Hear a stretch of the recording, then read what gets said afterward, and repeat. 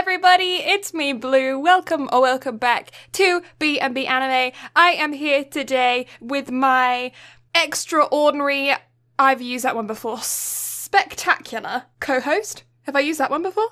I don't know. I am spectacular, though. He is spectacular, he is Brad. Why did I just get the, she is beauty, she is grace, she is Miss United States going in my head then?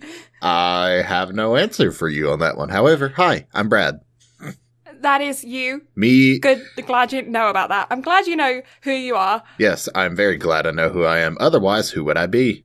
You would still be you just wouldn't be knowledgeable of it. But then what Are you if you don't know who you are? That's what I was about to ask. I was like, are you really you if you have no clue who you are? Why did we not take philosophy? I don't know, but let's think about it in the sense of Rascal Does Not Dream of Bunny Girl Senpai with Kaede. Think about that for a minute. Okay. Completely different person just because she lost her memory, even though she shut it out herself. Completely different person. Not only that, but one of the animes I've been watching week to week has been the Misfit at Demon Lord Academy, some bullshit like that. Anyway, and in the first episode, our main character is, of course, a super OP dude because he's the original Demon Lord of the world that killed himself so that he could, stop all the fighting, because I guess he was bored and just wanted all the fighting to end. Anyway, he came back, reincarnated 2,000 years later, and he goes into an arena with this one dude.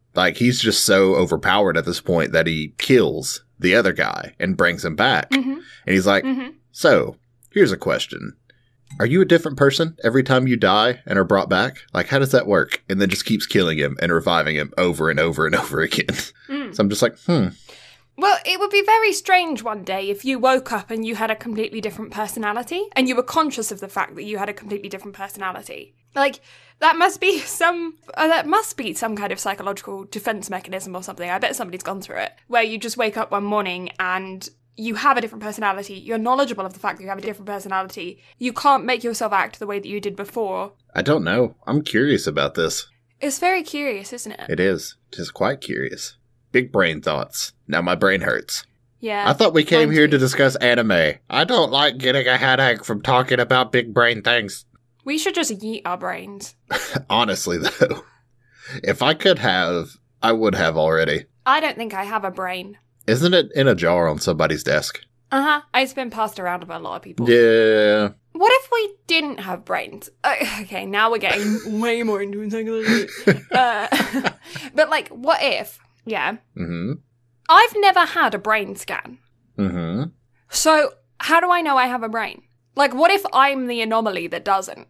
I'm the, mutation. That's just nah. You just... Not gonna have one of those. You just mutated a not brain? Yeah. What about you? What if have you ever had a brain scan? I have not. No, so how do you know you have a brain? I mean, honestly, though, it would make a lot of sense. It would explain a lot. How do we know we have a whole brain? Because, there's those children that have had, half of their brains removed when they were really, really young because they had, seizures and stuff, and so they had to remove, one of the sections of the brain so that they were able to have, a normal life, and because they were so young, they were able to kind of adapt to it and made it almost much less noticeable than it would be if an adult had, half of their brain removed. But what if you were just born without one side? The other side of your brain then took over for that part, and you just never knew because you were born that way and your brain had always adapted to that. How do you know? So, it goes back to the theory of, how humans only use 10% of their brain. What if it's because we only have 10% of a brain to use? Well, that's actually funny that you talk about that, because from my knowledge, I think it's hammerhead sharks and blue whales specifically, oh no, maybe it's orcas, have entire sections of their brain that we don't have. Hammerhead sharks, unlike all other species of shark, have a section of their brain used for social structure. They're the only sharks that actually travel in families or packs. I don't know what they're called. I think packs. And because of that, if you dissect their heads and you look at their brains and you compare them to like a great white shark or a bull shark or a tiger shark or whatever, you'll see that they have like this extra lump on that's purely used for social interaction that no other shark has. And in either orcas or blue whales, I don't remember which, they have an entire section of their brain that we also do not have that is used, we believe, for colour reception and emotions. So they can see colour. No, they have emotions. I think it's I don't remember who has colours. There's another animal that has colours that we can't see, but that's in their eyeballs, not in their brain. But they have a whole section for emotions that we've never felt and do not feel. It's like, well, could you... What? There are more emotions out there? But also, because I hear that and it makes me think that they're able to, like, see emotions as well. Imagine if we could do that. Yeah, like those people that can, like, see sounds. What is that? Sin... I don't remember what that condition's called, but they can, like, see sounds. Mm-hmm. That's so cool. So it's one of those things to where, again, going back to the whole if real life had a HUD system, could you imagine if you could, like, just see somebody's mood? Like, pull up a menu and just check it so you know how to interact with that individual before you say or do something wrong? Honestly, could probably fix a lot of my... Nobody would ever get divorced. Oh, yeah. Or if they did, it would be completely mutual. Mm-hmm. It would just be like, yeah, okay, we're cool. Like, we're still good buds. Yeah. Just no thanks. Like, not today. Not compatible. Yeah. Yeah. I need video game, like, status effects and overlays in real life now. I'm just going to be down some back alley somewhere hitting rats with a baseball bat. Like, level up, level up, level up. I gotta get my XP. Honestly, though, You would open, like, every rubbish bin, every chest, every little thing you found, you would open it just in case you found, like, a gem inside. Coins. I mean, honestly, though, because of all the Zelda I've played... 2,000 pairs of the same leather boots. Why haven't you taken that to a merchant and sold them all already? I'm a hoarder. But... Besides, you can combine them in the crafting bench, and then you get enchantments on them, and then so they'll upgrade. But much gold. I'm trying to find the rare leather boots. Okay, that makes sense. I only have uncommon right now. But if you found, like, the legendary boots, wouldn't they be, like, solid gold and super shiny? That's heavy. Heavy. Then Nobody wants gold. upgrade your strength stat. I'm a wimp. Says the person who said they'd be down some back alley beating the shit out of rats. Yeah, rats and gold boots are on different levels. Mate, you literally... You don't get gold boots while you're still beating rats with baseball bats. You get gold boots when you're, like, taking out buffalo for just casual XP grind. I mean, you could run across that one king rat that's been hoarding the gold boots. You just reminded me of Barbie and the Nutcracker then. The Rat King is... I don't actually know if in the real Nutcracker... I haven't seen the Nutcracker ballet for so long. I was really little when we went. I don't know if the real... Or if that was just a Barbie thing that they made him a Rat King. Or if he actually was a Rat King. I feel like he actually was a Rat King. Mm-hmm. I don't know how that works. That movie came out in, like, 2001. So you know what else came out in 2001? What? Prince of Tennis. At least in North America. Mm-hmm. And... my goodness. I'm gonna clip that tee. But...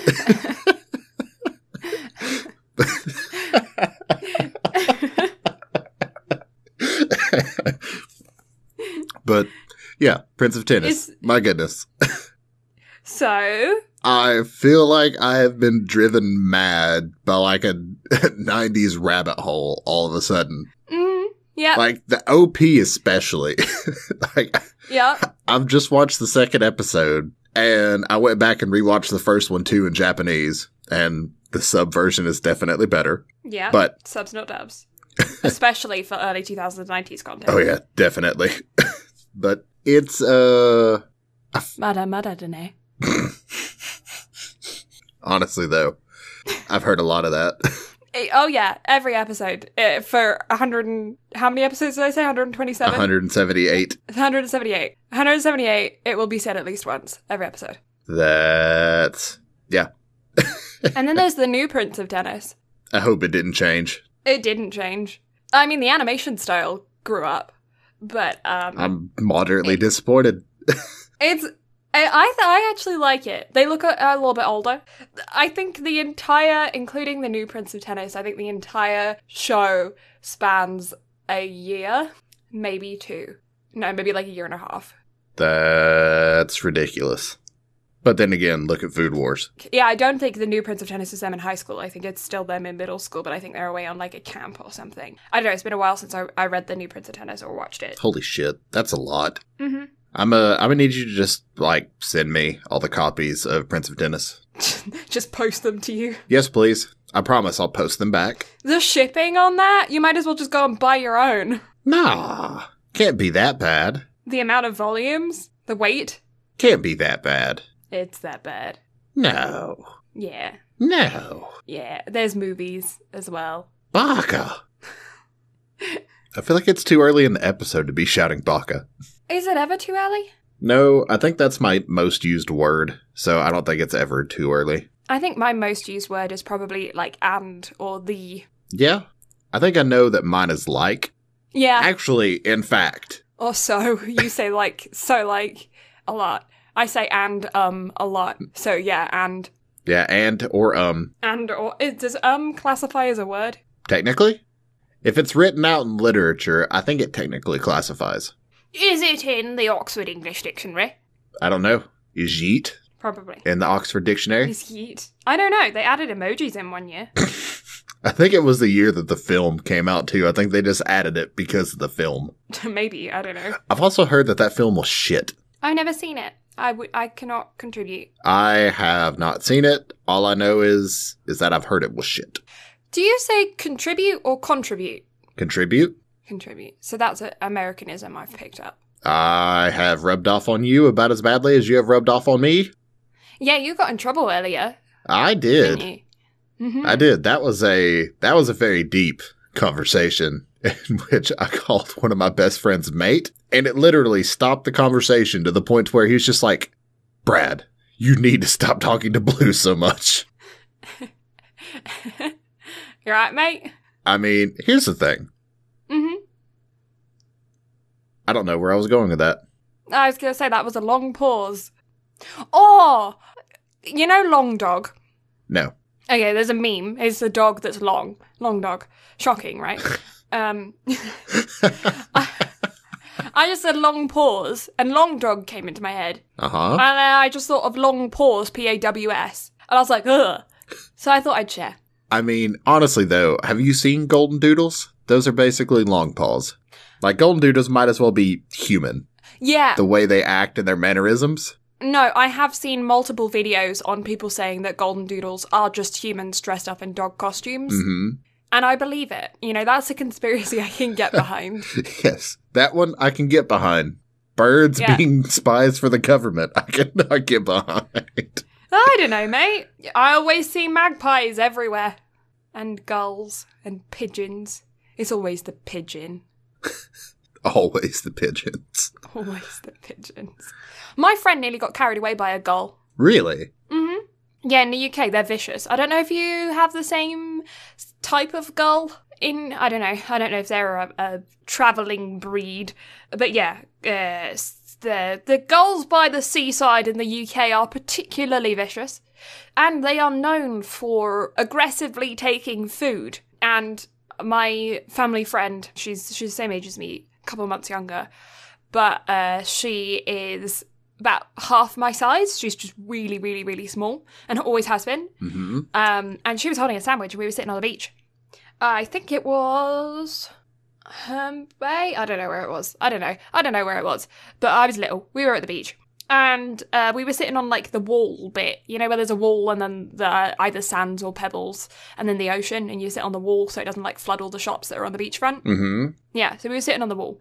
And this gull comes down, and I'm not kidding, its wingspan was as long as I was, and I was a long kid because I have always been tall.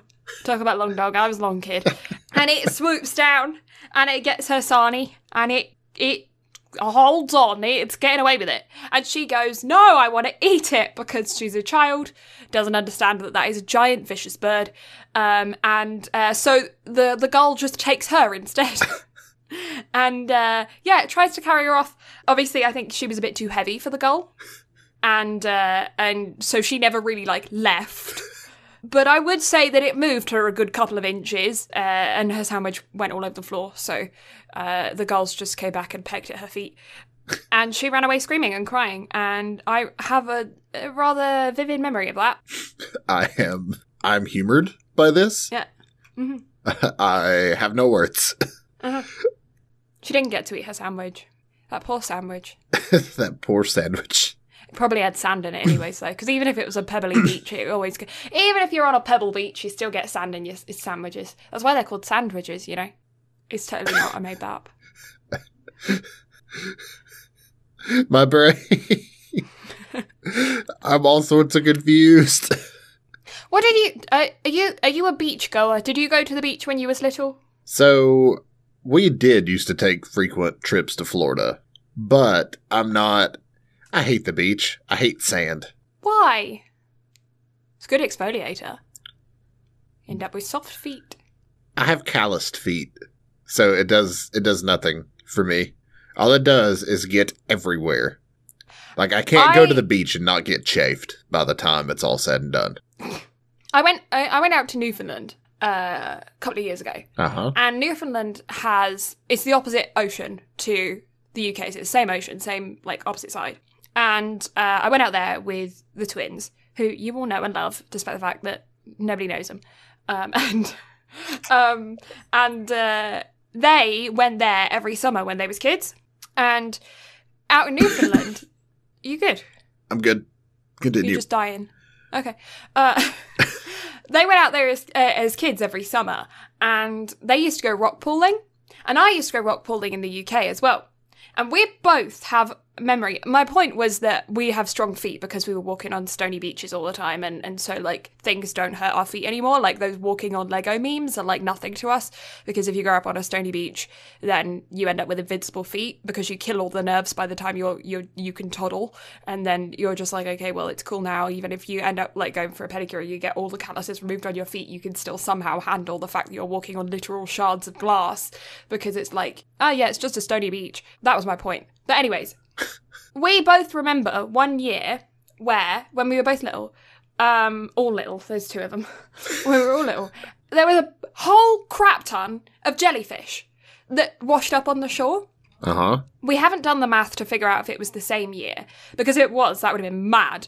But because we're on other sides of the same ocean. But we both remember, like, going to the beach and there being thousands of jellyfish just, like, stranded along the beachfronts for, like, weeks at a time. Literally thousands of them, all as far as the eye could see. We both have vivid memories of that, and, like, getting our little buckets and spades and putting the jellyfish in our buckets and being like, Mum, can I take it home? She's like, you cannot take a dead jellyfish home.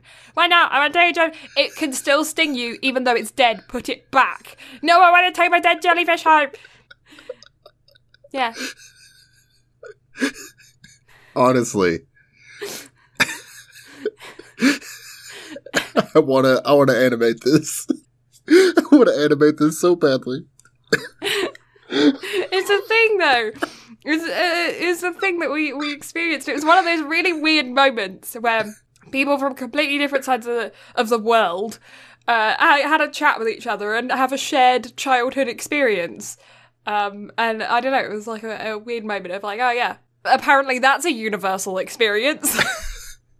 Mom, can I take a jellyfish home? Mom, I want to take a jellyfish home. Mom. He's my friend now. Look. I gave him a name. So if you had a pet jellyfish, what would you name it? Squish. No hesitation on that one, was there? No. Something tells me you had this one brewing. Like you knew I would ask. I feel like that was kind of like a instinctual outburst. Just immediately, just squish. Yeah. Well, they're squishy. Oh, Dory named her jellyfish. Oh, I can't name it that anymore now, can I? Nope. Jelly. No, that's really stupid. But are you jelly, though? Nah, I'm quite solid for a wimp. What would I name it? I would name it... Oh, Goop. No, because Gwyneth Paltrow or whatever named a really weird line of everything Goop, didn't she? So that's not happening. Although you could do it in irony, because then you could make, what is that, jellyfish jam or whatever from SpongeBob and be like, hey Gwyneth, I've got a thing for my Goop.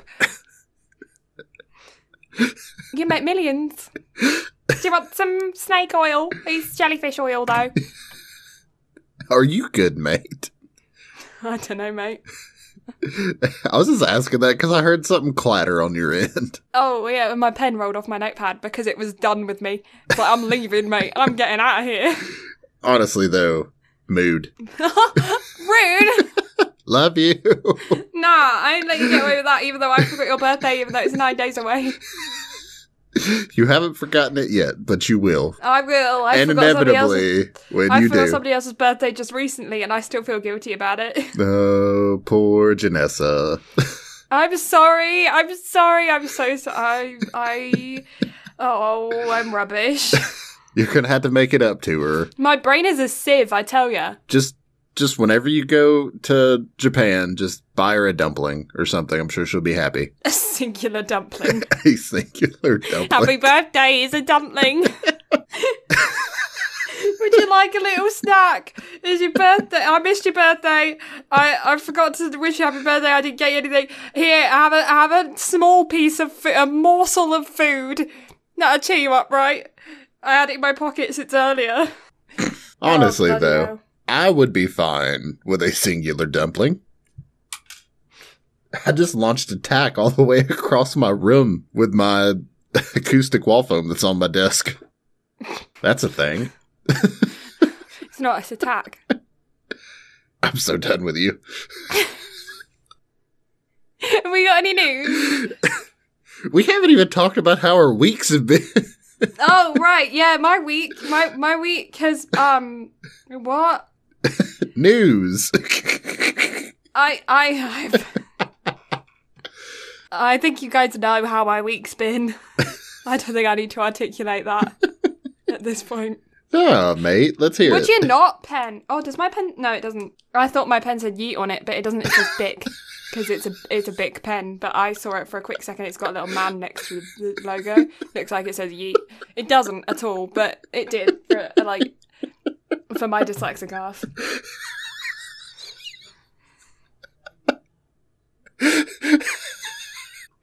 You right, mate? No, I'm not okay. Send help. Actually, send tacos at this point. Oh, That'd be better. I had a burrito this week. Was it yesterday? It was. I had something new this week, What? but I'm not going to try to pronounce it because I'm going to royally fuck it up. However, on the note of royally fucking it up, the restaurant that made it royally fucked mine up because I ordered them with steak, 2 with egg, 2 without. Instead, I got 4, all with egg, with 0 steak. Ah. What are we talking about? I was disappointed. What is it? What is it like? Let me see if I can spell it out on my phone so I don't screw it up. So, essentially, what it is, it's a flour tortilla with refried beans and cheese. I think it's like a boleta or something like that. Mm-hmm. I'd probably just really fuck that up. But anyway, but yeah, it's refried beans, cheese, and if you get it with meat, it's like a special version of it. And then you can add egg and an avocado for 50 cents a piece. But I skipped avocado because I'm not basic. You don't like and avocado? Just went for egg. Do what? Do you not like avocado? Well, sometimes. I eat quite a bit of it. I could see that. It's high in good fats and stuff, and because I'm a veggie, it's a good way to get them.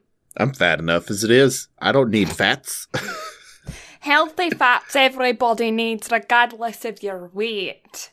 My brain. Anyway, what about you? What's your week? What's your week? What's your week, mate? I think it's the 3rd week of August.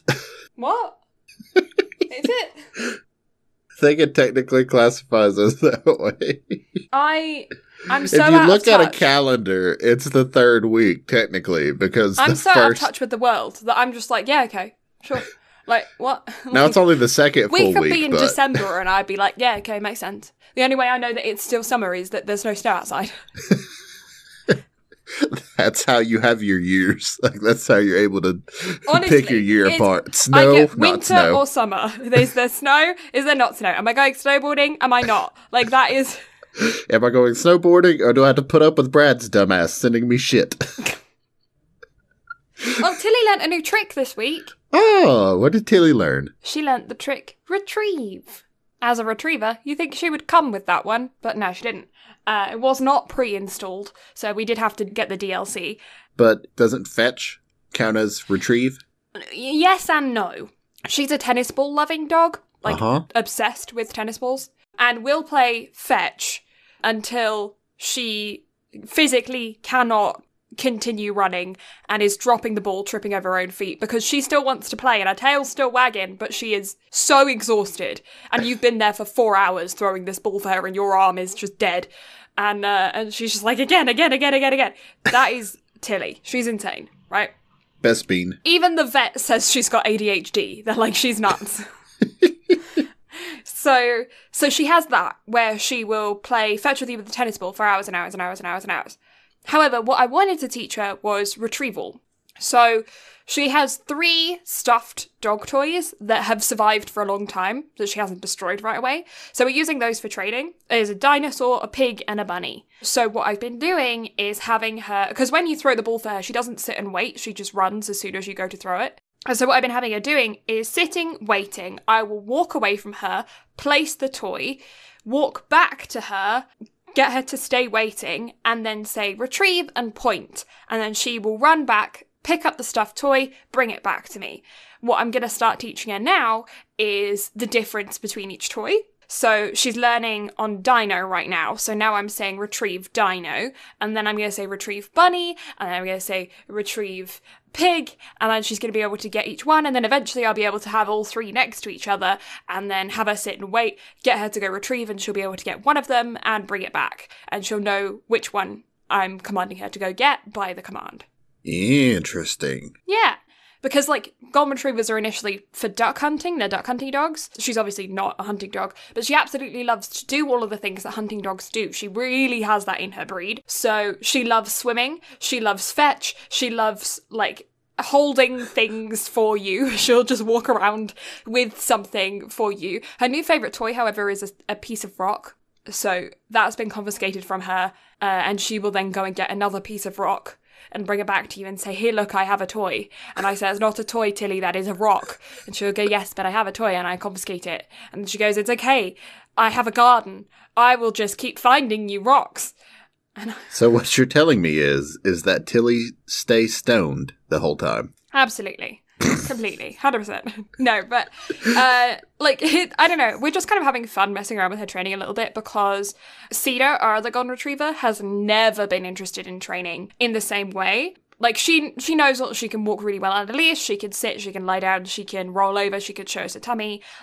She can give paw, the basic ones. Mm-hmm. But Tilly genuinely really enjoys training, and so we've been trying to do a lot more, intricate ones. She has whole routines, she can weave through my legs, she can do spins, she can stand upright on her hind legs, she can play tennis with herself down the stairs. We don't have to entertain her, she will throw the ball down the stairs for herself to then go and run and catch, and then bring it back up to the top of the stairs, so she can then throw the ball down the stairs again to go and catch. Yeah, so she's a nut. She's a whole different kettle of fish to our other golden. So we're trying to come up with new things to teach her to get her brain activity going, because she gets bored otherwise. That is very smart. I'm glad that Bean is staying very well taken care of. Yeah. Because Bean is best Bean. She is the best Bean. So, news? News! No Game, No Life. The light novel has been banned in Australia. Oh, why? Yeah, the 1st, 2nd, and 9th volumes have all been banned in Australia. Their citing on that is publications that describe or depict in a way that is likely to cause offense to a reasonable adult, a person who is or appears to be a child under 18, whether that person is engaged in sexual activity or not. And then publications that describe, depict, express, or otherwise deal with matters of sex, drug misuse or addiction, crime, cruelty, violence, or revolting or abhorrent phenomena in such a way that they are, or that they offend against the standards of morality, decency, and propriety generally accepted by reasonable adults to the extent that they should not be classified. Right. Okay. I haven't read them, so yeah, but that makes sense. I know that the UK was also doing things like that as well, where they were banning manga and webtoons and stuff that are depicting young-looking characters, or stated young characters, in delicate, shall I say, circumstances. Mm-hmm. The only thing is, though, then again, I haven't read the light novels, so I don't know, and also haven't read the manga, but I'm sitting here thinking of No Game, No Life, and I'm like, I don't remember the light novels, or I don't remember the anime depicting any lollies in, like, some weird manner. Yeah. But then, I mean, there's usually quite a big difference between manga and light novels and anime. I think it's pretty well known that the light novels tend to be the most extreme, and the animes tend to be the most PC. Yeah, that is true. Unless, yeah, a fantastic case in point for that is Pokemon. Yeah. Yeah, I can definitely see that. Mm-hmm. But I do remember when the UN was trying to ban lollies in the US and Japan, we're just like, fuck that! Yeah, I don't know. It's a very delicate subject to get into. I think people have a lot of strong opinions on it. Mm-hmm. And people that are more into the anime community are going to have, I think, different opinions than your general public, because they're going to look at it from an outside perspective and go, oh my god, what are you talking about? Like, whereas people from the anime community are going to have more of a understanding of how it is, because they're going to have witnessed it and seen it in media that they consume. But, like, I definitely say that there are times when things like that make me incredibly uncomfortable. Case in point, Violet Evergarden. Violet Evergarden, we're going to review it at some point, and when we do, I'm just going to say that the score is going to be hugely negated for me. Is that the word I want? Negated? We can't speak this week. No, we can't. The score is going to be less than that would have been, because of the age ranges of the characters in it. It made me very uncomfortable, and it took me out of the viewing experience. And I think that, I don't know, it's like a very heavily debated subject that just gets people in trouble when they talk about it.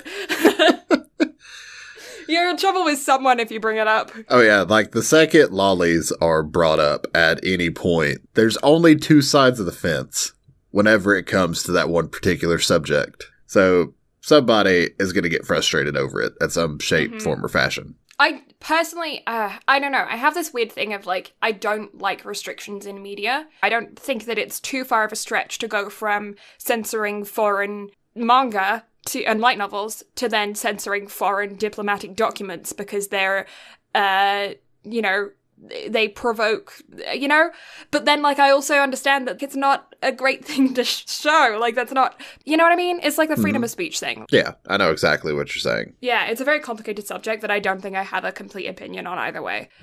I need more life experience. Okay, so next piece of news that I'm excited to talk about. I have a great little fantasy slice of life rom-com series that I really enjoyed called Miss Kobayashi's Dragon Maid. Oh, okay, yeah, I've heard of it. Yeah. And seen memes. So the memes are great. The little bitty snippets of it are absolutely hilarious. The first time I watched it, I died. It's adorable. It's hilarious. It's about a working woman who got drunk and told a dragon that she could move in with her.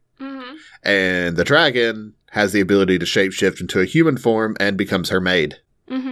All because she un-Excalibured the dragon. Because the dragon had a holy sword in it, and she just pulled it out because she was drunk and didn't know what she was doing. Nice. And then hilarity just ensues. We didn't actually say what we were covering this week. We're covering Ride Your Wave. We'll get there eventually. Yeah, we promise. You all know how it goes at this point. Right? Yeah. If you're a new listener, you're probably thoroughly confused, just being like, what, I thought they would, huh? And we're like, well, yeah, we'll get there. Yeah, we promise. We'll get there. We have to get all of the vomit out of our brains first. And once that is, evacuated, then we are able to discuss. We say that. My Little Monster, the entire episode was just fucking word vomit. Yeah. We couldn't get through 2 episodes of the show without going off on another tangent. Nope. Anyway, the second season, titled Miss Kobayashi's Dragon Maid S, has officially been announced and will air next year at some point. Okay. So, one of the main reasons I'm excited about this, do you know the studio that does Dragon Maid? No. Kyoto Animation.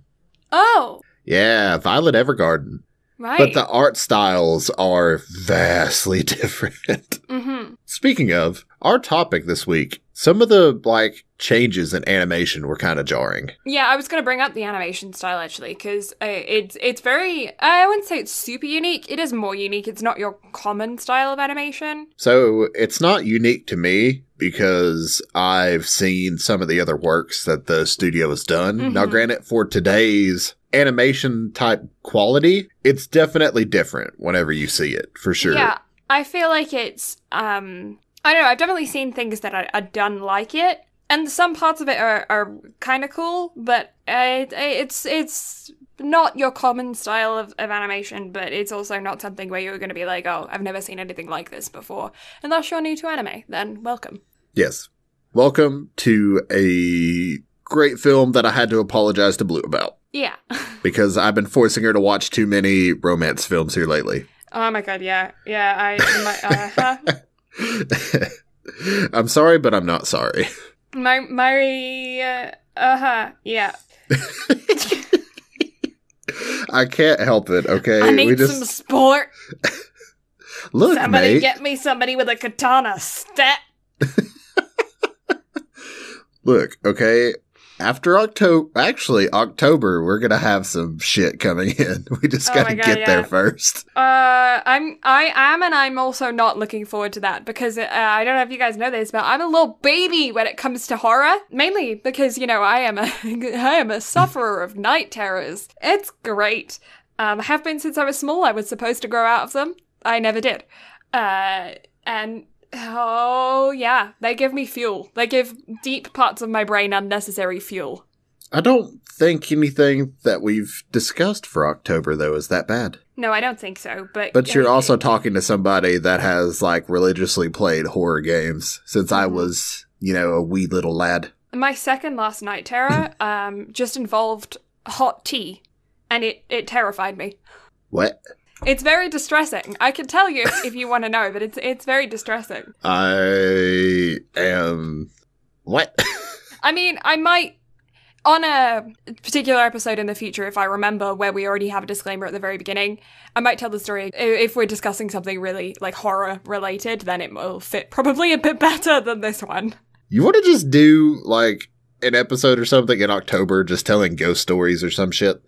We could do that. I have many a night terror. Like I said, I've been experiencing them since I was very, very small. I have so many that when I was little, my mum would write them down after I had them in a notebook. And we would then take the page that it was written down out into the garden and light it on fire as a way to symbolize the dream is over now, it's gone, dissipated into the atmosphere. Because I would have them weeks and weeks in a row if I didn't, get them out of my system. So that was how my mum did it when I was really little. Huh. Mm-hmm. I think it was just a visual thing for my brain as, at 4 years old to be like, they're gone now. It's over with. And it worked. But I still have that notebook. It has no pages in it anymore. It's just the cover. Huh. Mm-hmm. Well, that's a decent little piece of symbolism. I can speak. I don't know. Some, weird psychology thing that worked when I was a kid. Yeah. Okay. Next piece of news. Are you ready? I am ready. Shitty video game news. Oh. Jump Force Deluxe Edition will be launching on the Switch on August 28th. I don't know if you know anything about Jump Force, but the game is kind of shit. Okay. I do not know anything about Jump Force. I will take your word for it. I'm not even going to say kind of shit. It's very shit. It just is. For those who are unfamiliar, yourself included, Jump Force was a game to where all of the Shonen Jump characters were going to finally be introduced in a fighting style game to where they could all fight each other. Like Mortal Kombat style? No. It's 3D instead of a 2D side-scrolling fighter. Right, okay. And the graphics and everything, phenomenal. Okay. That's all it had. So the story consisted of non-skippable cutscenes to where it was Japanese dubbed. So there is no English option. Mm-hmm. And the lip syncing was still way the fuck off. Oh. So bad to the point to where I could only play 20 minutes of the campaign and then just quit. I spent $60 on this game. I pre-ordered it. I was pumped. I was hyped. And played 20 minutes of it and was immediately just fuck this shit. I'm never playing it again. Wow. Yeah. Biggest waste of $60 in my life. All the promise in the world. Ran like shit. And some of the fighting is actually pretty decent, but the control scheme is terrible. And having that come to the Nintendo Switch, it's going to be that much worse. Yeah, so it's not like they've remade it. It's just like a transfer. It's a port. Yeah, like it's literally just a port because they haven't even fixed the regular console and PC version of the game. Okay. Like they've done no fixes to make the story more playable. Like they haven't done anything as far as that's concerned. The most they've done is add DLC characters. You know, that sounds like a great time. So great, I would never waste $60 on it again. The game isn't even worth $10 in my opinion, and now they're porting it to the Switch because more money. And Switch games are expensive. They are. They're still $60. Yeah. And I'm sure that's what it's going to cost. Which is the same price that it got when it was brand new. Uh-huh. Stupid. It's like them porting over The Witcher 3. Like I don't want to talk about it. The only true port for the Switch that I've played is Dragon Ball Xenoverse 2. Mm-hmm. And that's one of my favorite Dragon Ball Z games ever. Mainly just because the online, I could slap the shit out of people and nobody could touch me, but that's a different story. It did not port over well. Mm-hmm. So that tells me that this is going to be just an absolute disaster. Yeah. But outside of that, more video game news that I'm even more excited about because it's The Last of Us 2 related. Ah, okay. They have added new game modes. They have officially added the Grounded difficulty mode. For anybody who's unfamiliar, I never beat the first game on Grounded.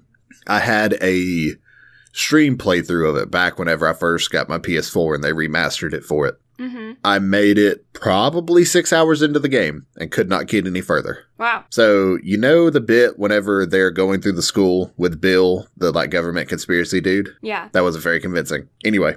No, I do.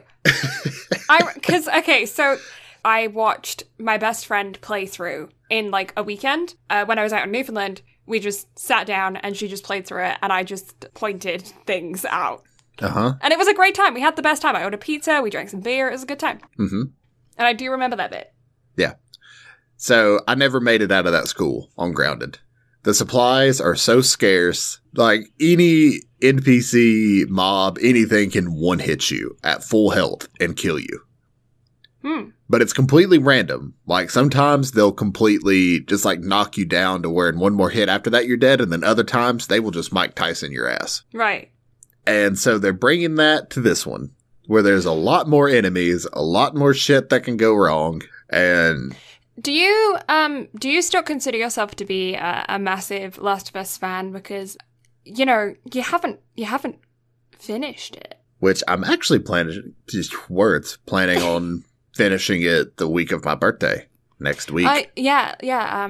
Blue. You said that you were going to do that. What was it, 2 weeks ago? Yeah, well, I ended up getting busy.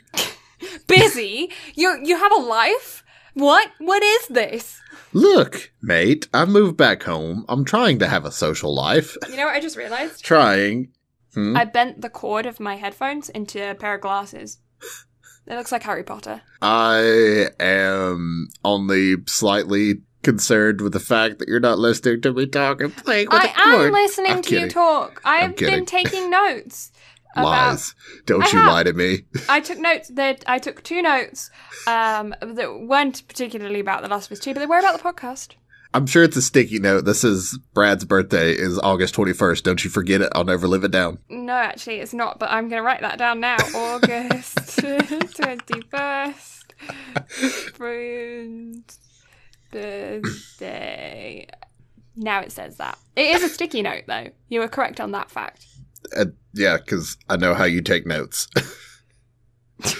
I've been friends with you long enough and watched you stream long enough to know that your life consists of sticky notes.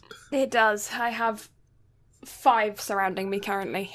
And let it be known, right now, on this date that this podcast drops for everybody listening, if Blue forgets my birthday, I will remind her every single week until the podcast is finished.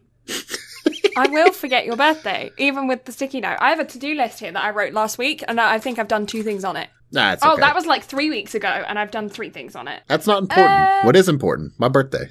3.5 things. 4. I'm going to give myself 4 things on it. One of them is a repeat offender, though. How many things are on it? 7. So you get half credit. I get half credit. That's about accurate. Any more news? Yes, so continuing on with The Last of Us news, they've also added a permadeath mode. Oh, okay. So, like, one and done. Yeah, so Minecraft fans, you will be aware of this mode because it's hardcore mode. Yeah, it is.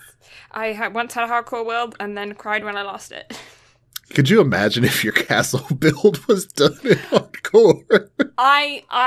No, never happening. I'm never going to do a big build on hardcore. That sounds like a miserable time. What do you mean? A friend of mine and I, because we were heathens in school, we had a competition going. It was myself and two of my friends. And we had what was called connections. So essentially homeroom that we would go to twice a week. Right.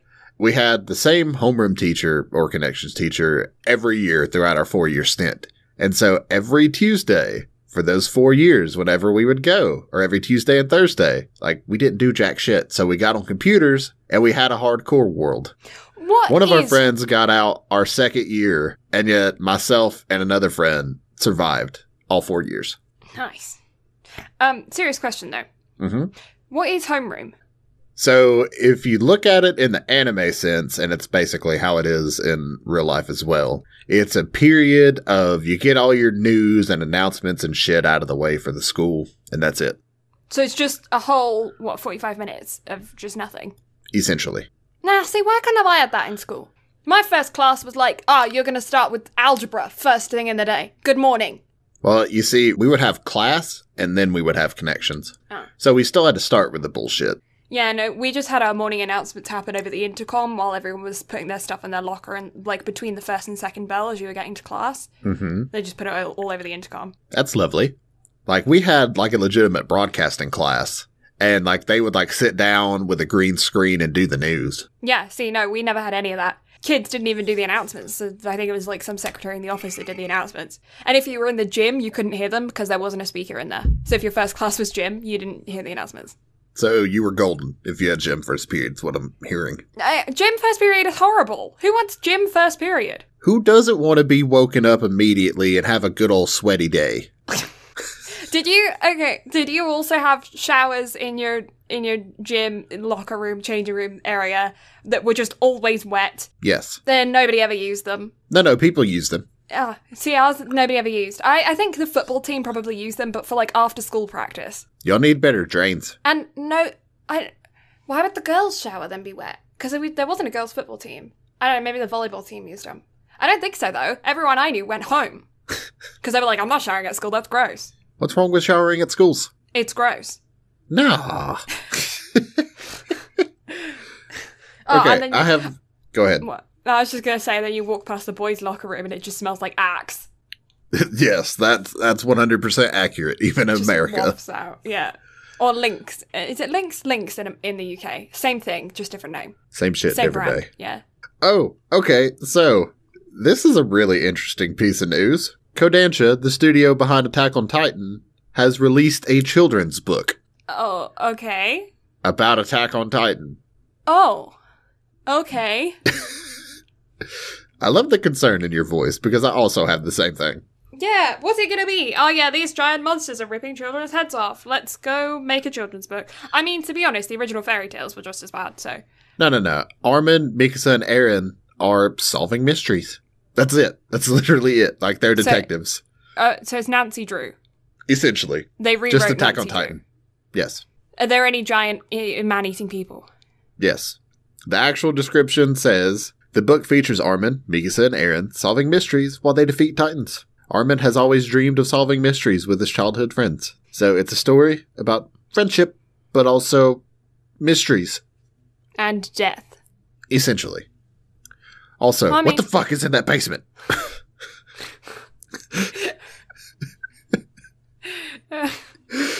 For anybody who has or hasn't seen Attack on Titan, you'll understand. Yeah, somebody's either going to be very confused and other people are going to get it. Yes, because I feel like at this point, it's just an anime meme about the basement and Attack on Titan. The basement. Speaking of, have you seen Attack on Titan? I've seen Season 1 and possibly Season 2, but I have no recollection of Season 2.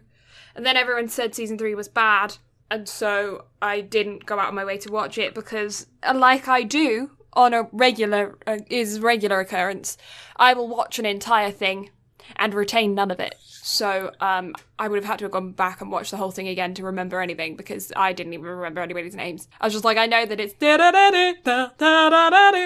and then like these big giant things come over the wall and they're just like, hey, and then other people are like, ah, and then you fight them. Accurate. Okay, next bit of news. Haagen-Dazs in Japan has released their first animated commercial. Like the ice cream thing? Yes. Okay. It's there to advertise their new permanent flavor, because I guess Japan hasn't had this flavor before. Rum raisin. What's that? I don't know. I'm guessing rum and raisin, if I had to guess. What if it's just like really light rum? Because it's raising rum. And the next piece of news is... I'm done. I'm leaving. Good night.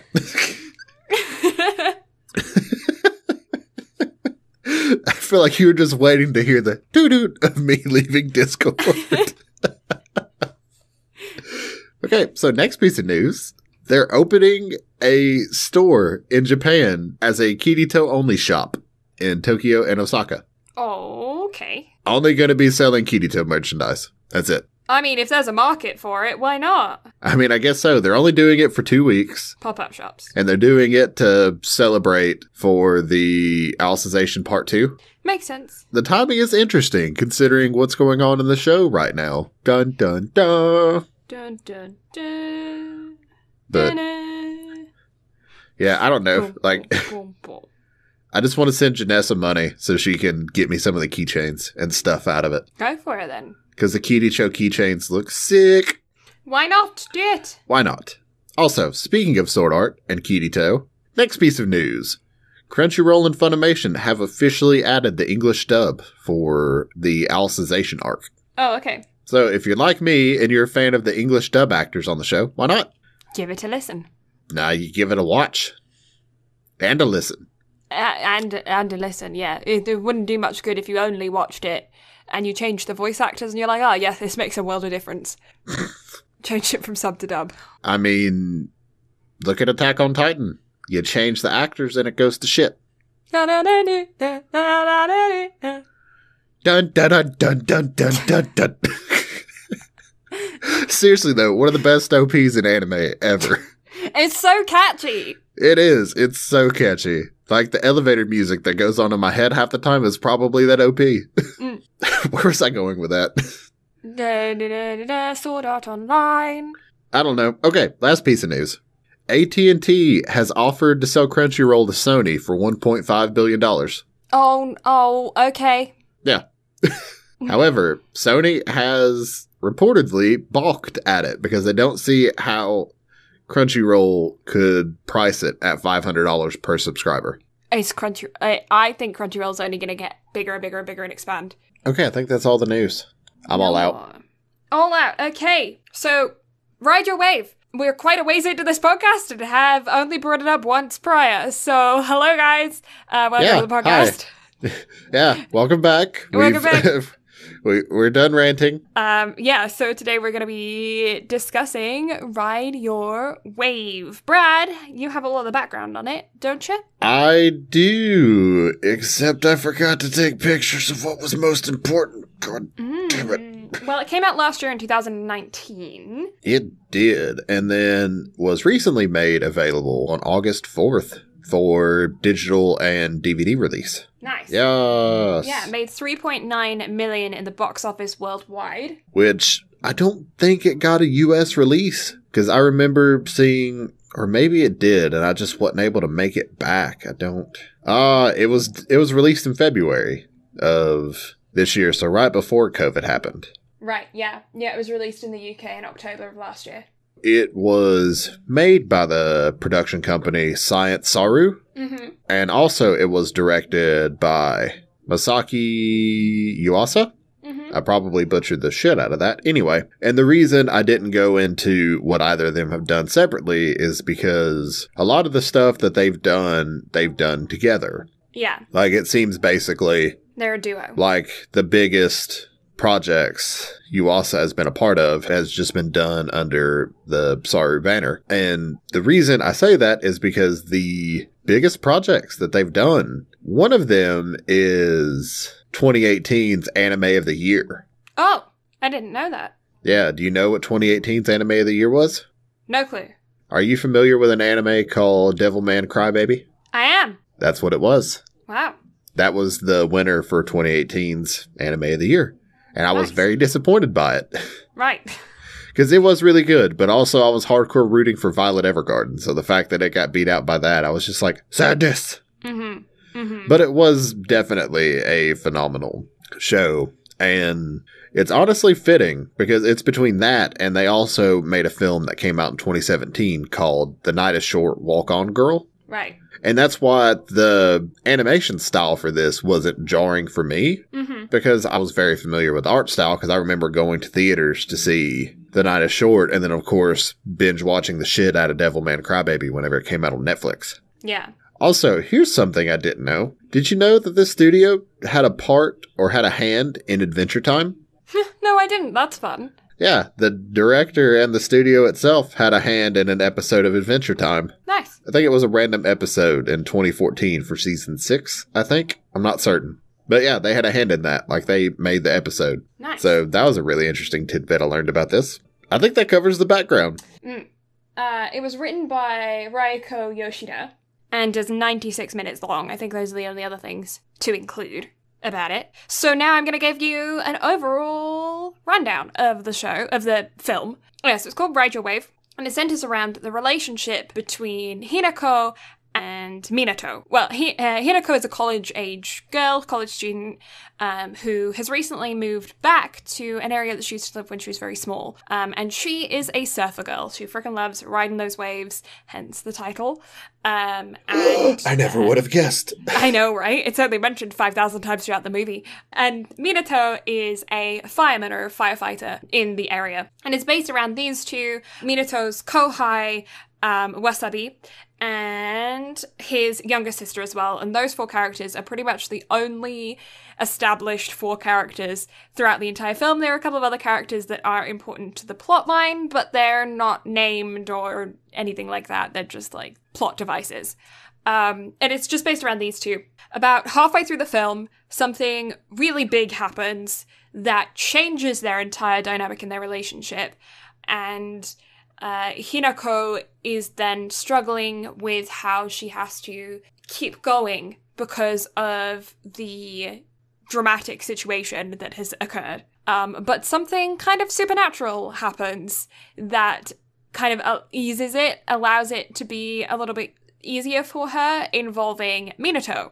However, everyone's kind of like concerned about Hinako, and how she's dealing with the situation because of this big thing that happened. I'm really trying not to spoil anything. Yeah. Apparently, though, I will say, I was talking to another person about this movie, and they had only seen the preview, the trailer for it. And if I wasn't as far as I was into the film, with their knowledge of the preview, would have spoiled pretty much the entire show, the entire movie. So if you watch the preview, you've spoiled the show for yourself. I will say I don't think that they did the preview very well. I haven't seen the preview, but they've never seen the film. They only watched the preview and they knew the whole plot. So maybe don't watch the trailer if you're going to watch the film and you don't like spoilers, because I will say I think that the trailer will spoil the whole thing for you. You see, I feel like the trailer wasn't, or at least the trailer that's out there isn't the same one that I watched in theaters.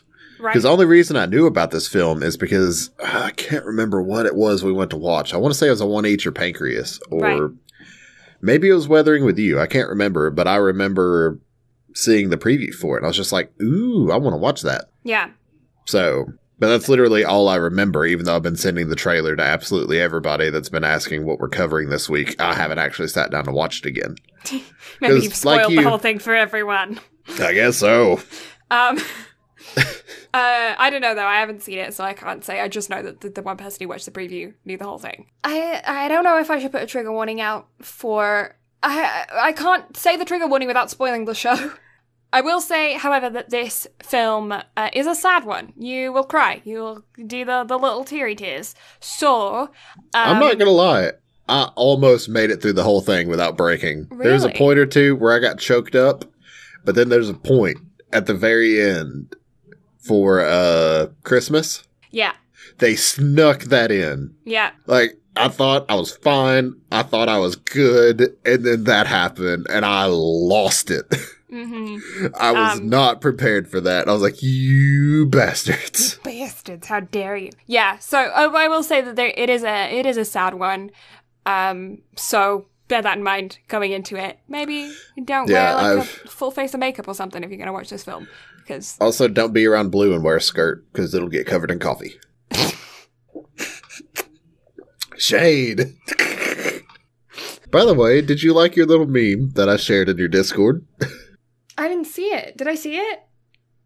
You didn't say anything if you did. I didn't see it. Haven't seen it. You just ignore me with everything that I text you. I do. I've been busy today. I shared it like 2 or 3 days ago. Okay, then I ignored you. That's okay. I'm used to it. I'm used to it.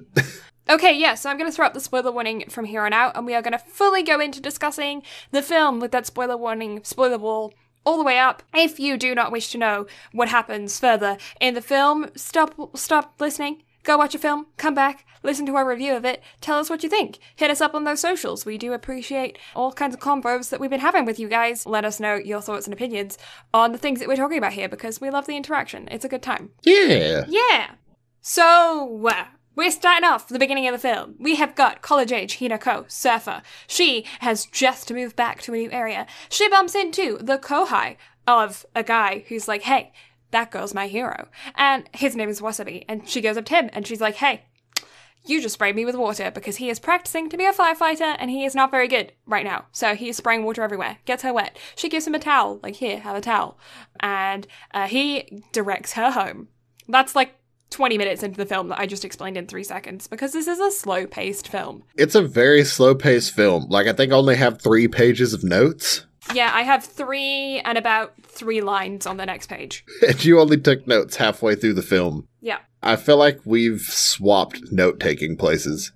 Because look at Your Lie in April, and look at this. Mm-hmm. I had like 47,000 lines for Your Lie in April on my iPad. Mm-hmm. That took me ages to erase it all.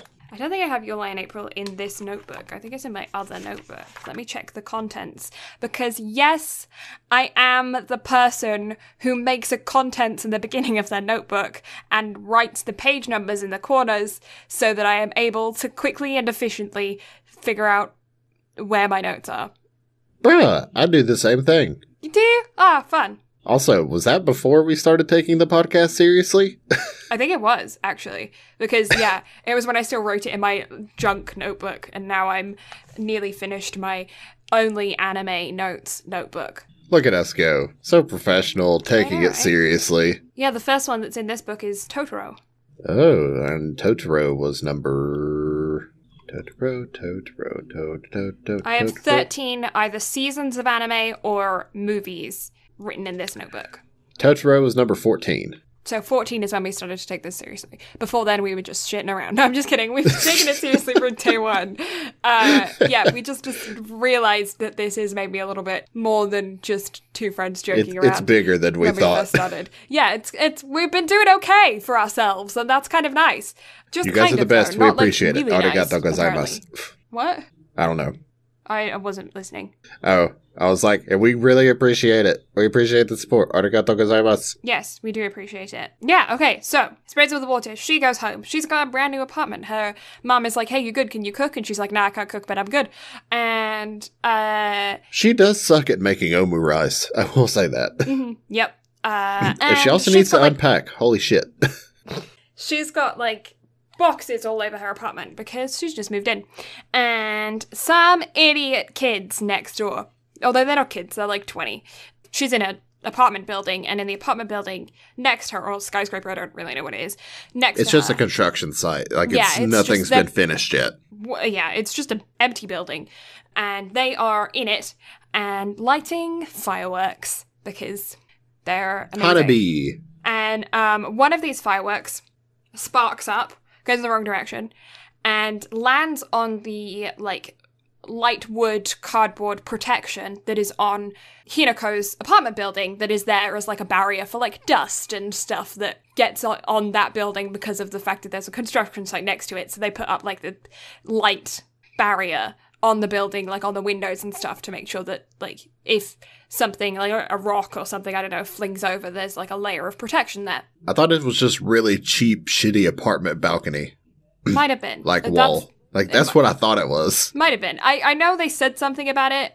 I wasn't 100% paying attention to the subtitles at that point because I just made a brand new cappuccino and that was taking my attention. But from my understanding from that point, it was like a bit of protection. Either way, it's like some papery, light, flammable material. And this firework lands on this flammable material and very, very, very quickly lights the apartment directly underneath Hinako's on fire, the balcony of it. That balcony quickly sets her balcony on fire, and that side of the building is very, very, very quickly, within seconds, ablaze, because it's very flammable material, very lightweight material, not safe stuff, coating the whole building, and very quickly lights it all up.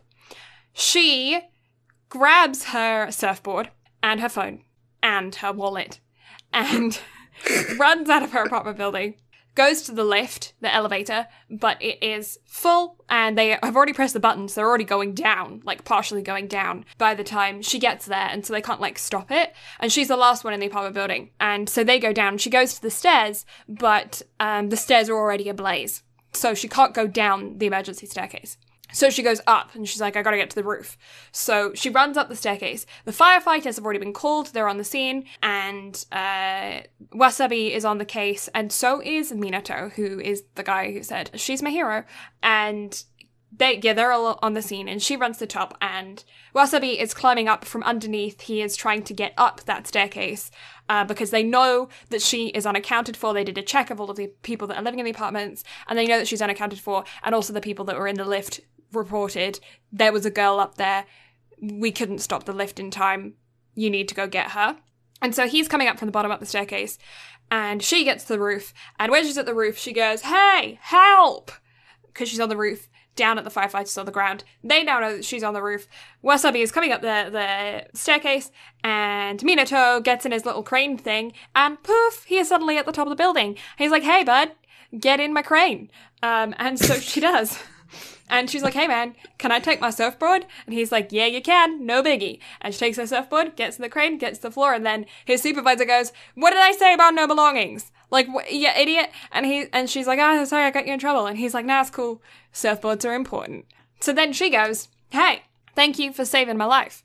I do appreciate that. Would you like to go surfing with me? And he's like, I don't know how to surf. And she's like, it'll be a fun time. Come with me. I'll teach you. We'll go surfing.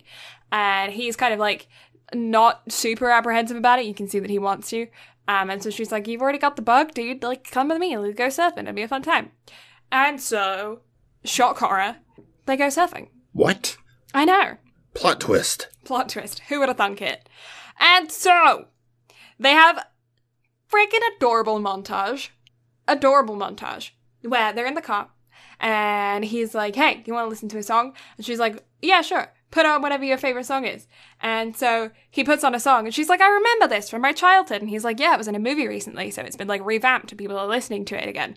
And they start singing it and they like sing along. And then as they're singing this song, then it goes through a montage of them doing cool stuff and him like being a really crap surfer. And then you can see as the days go by, he gets to become a really cool surfer and like he's doing tricks and stuff. And she's a really good surfer. And then they're like holding hands, walking down the beach. They're like going down the pier. They're like doing all cool stuff. And it's adorable. And they're adorable. It was very cute. It was very cute. And he can't surf, but boy, can he cook. Bruh, those egg sandwiches though. Yeah, and his knowledge of coffee, boy. Anyways. He was after both of our hearts on that one. Oh, yeah. As much as we love coffee. I do love coffee. Swoon. Actually, I had to pause this film because of the amount of coffee that is in this film to go grind some beans and make myself a cappuccino. Because coffee. I love it. I should have had coffee before this recording. You're the American one here. You're supposed to be the one that loves coffee. I do love coffee.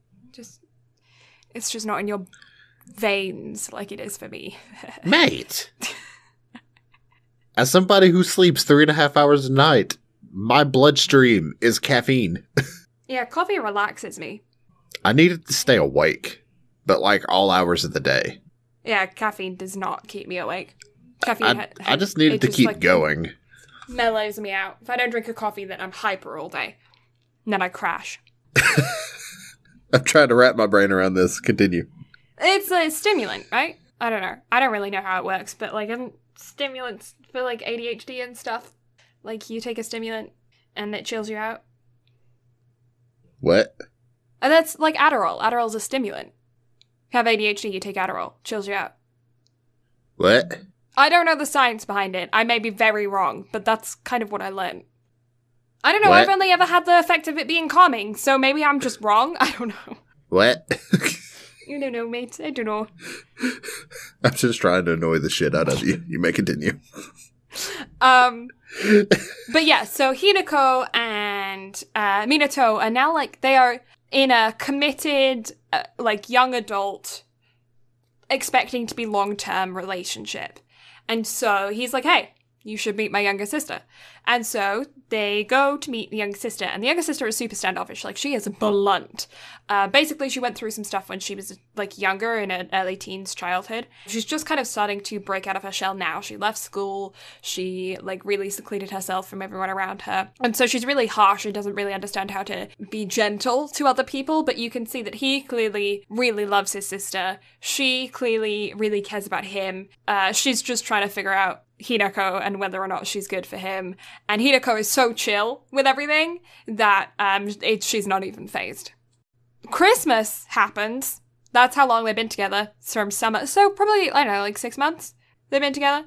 And they're adorable. They go to like a big building, and the building has a Christmas tree on the side of it, and in lights.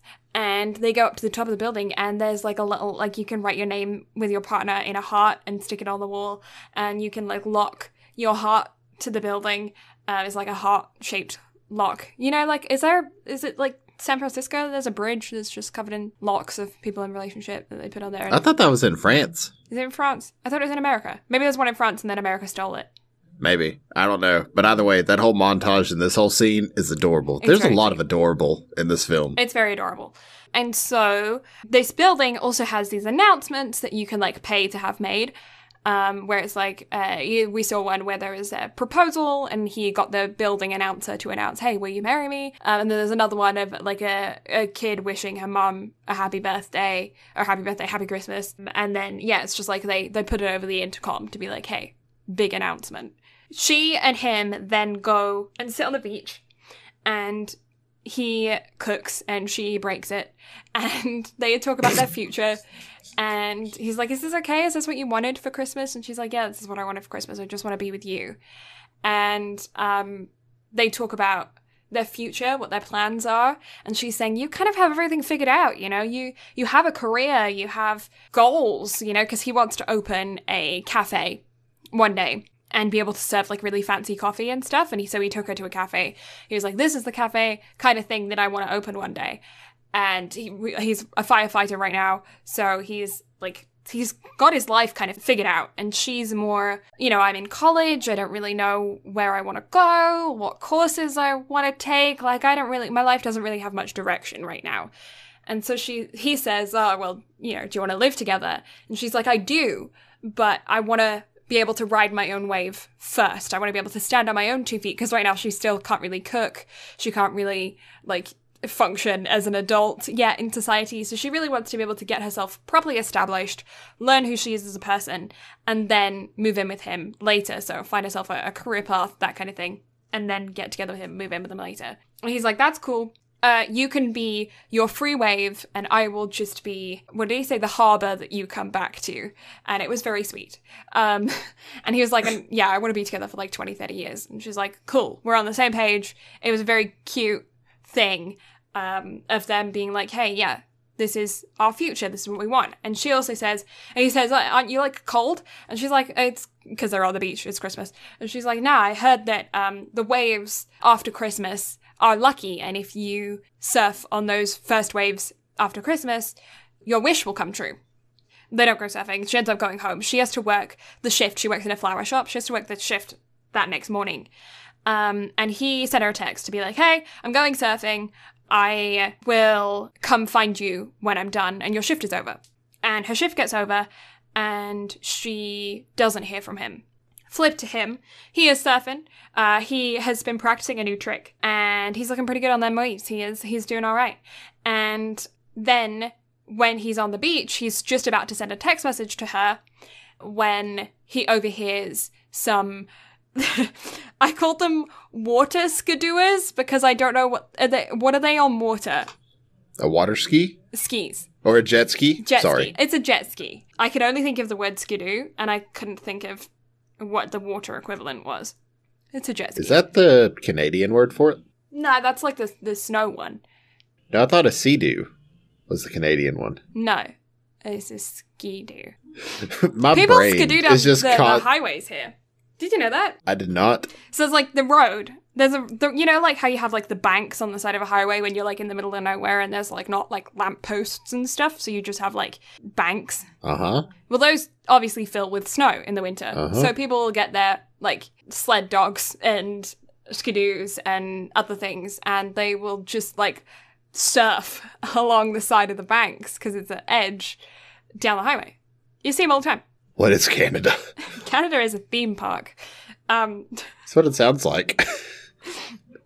But yeah, so he's out there and there's 3 skidooers and one of the skidooers starts going, hey, and they're calling out to their friend and their friend is not responding. And he is a firefighter, so his instincts just kick in and he throws his phone and he jumps into the water.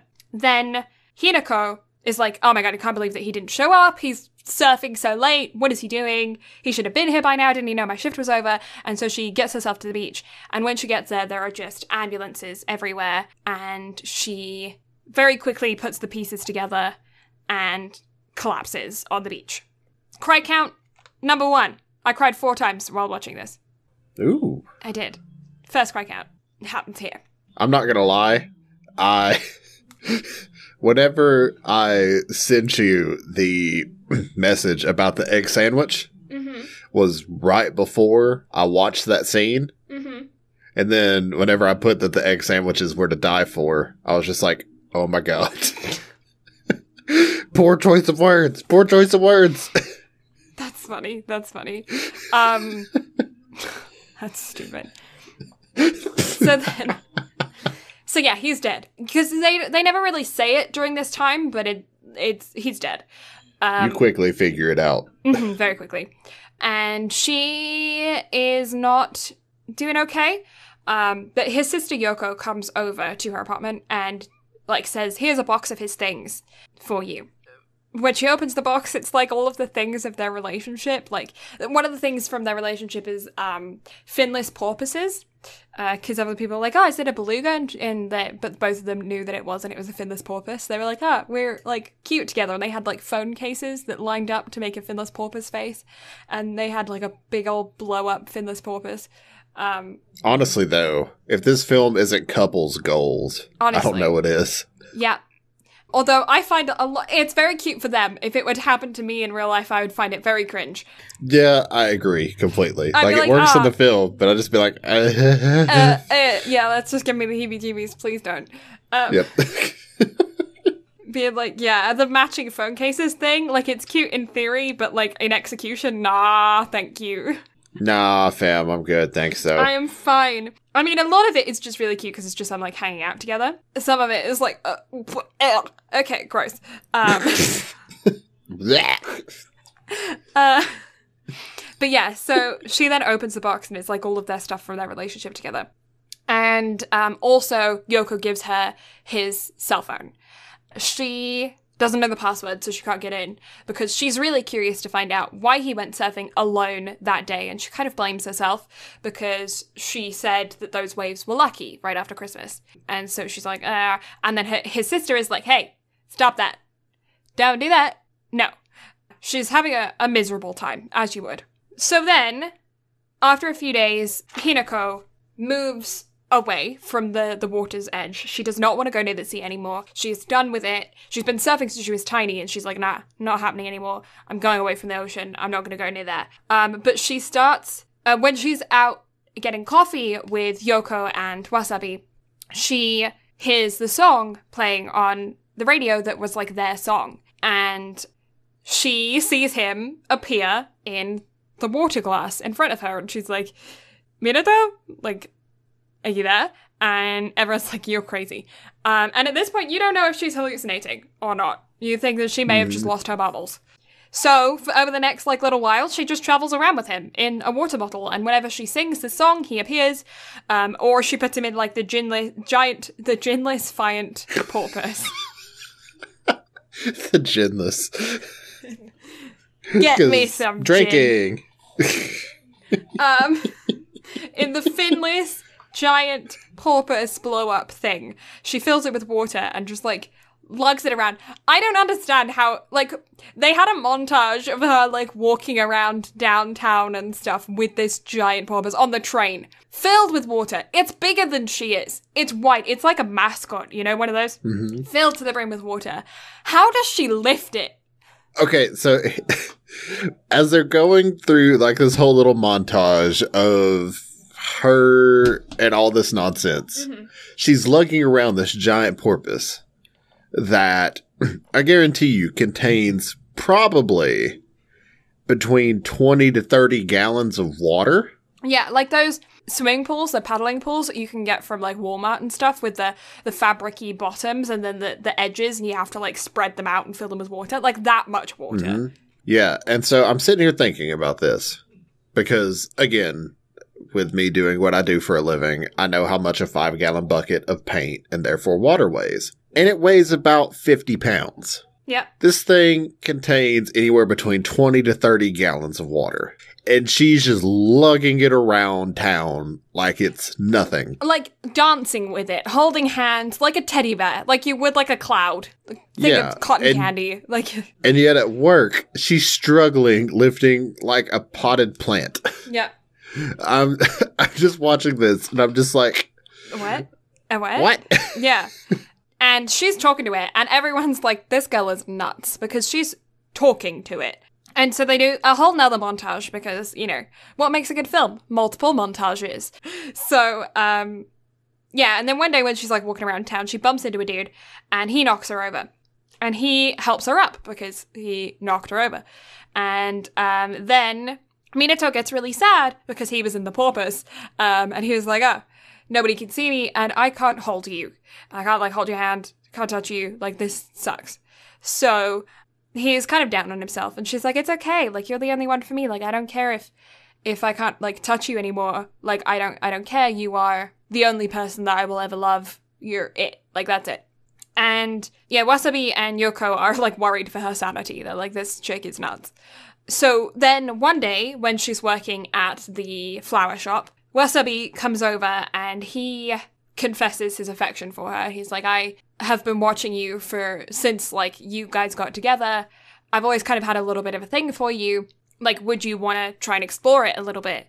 And she freaks out and runs into the bathroom at her shop and closes the door and sings the song so he appears in the toilet. And she's like, oh my god, Wasabi just asked me out. And Minato's just like, well, you know, he's a good man. Why not? You should, like, keep your options open. You know, I'm dead. And she's like, no, how could you say that? Like, what do you mean? Like, no. And she again says, you are it for me. It's not happening. No. So she leaves the store after Wasabi because she's like, I want to clear this up, make sure that it's all good, and talk to him and just say that, like, I'm not ready for it. So she goes to run after him when there is a huge car crash that happens in the street, like, a little bit away from them. I think it's like a small delivery truck crashed into a small car head on. And it starts a fire. And Wasabi runs over and shields her, and then there's an explosion. And she's crying. She's like, you have to go save the man in the car. And Wasabi, being a firefighter, just goes, there's nothing I can do right now in civilian clothes.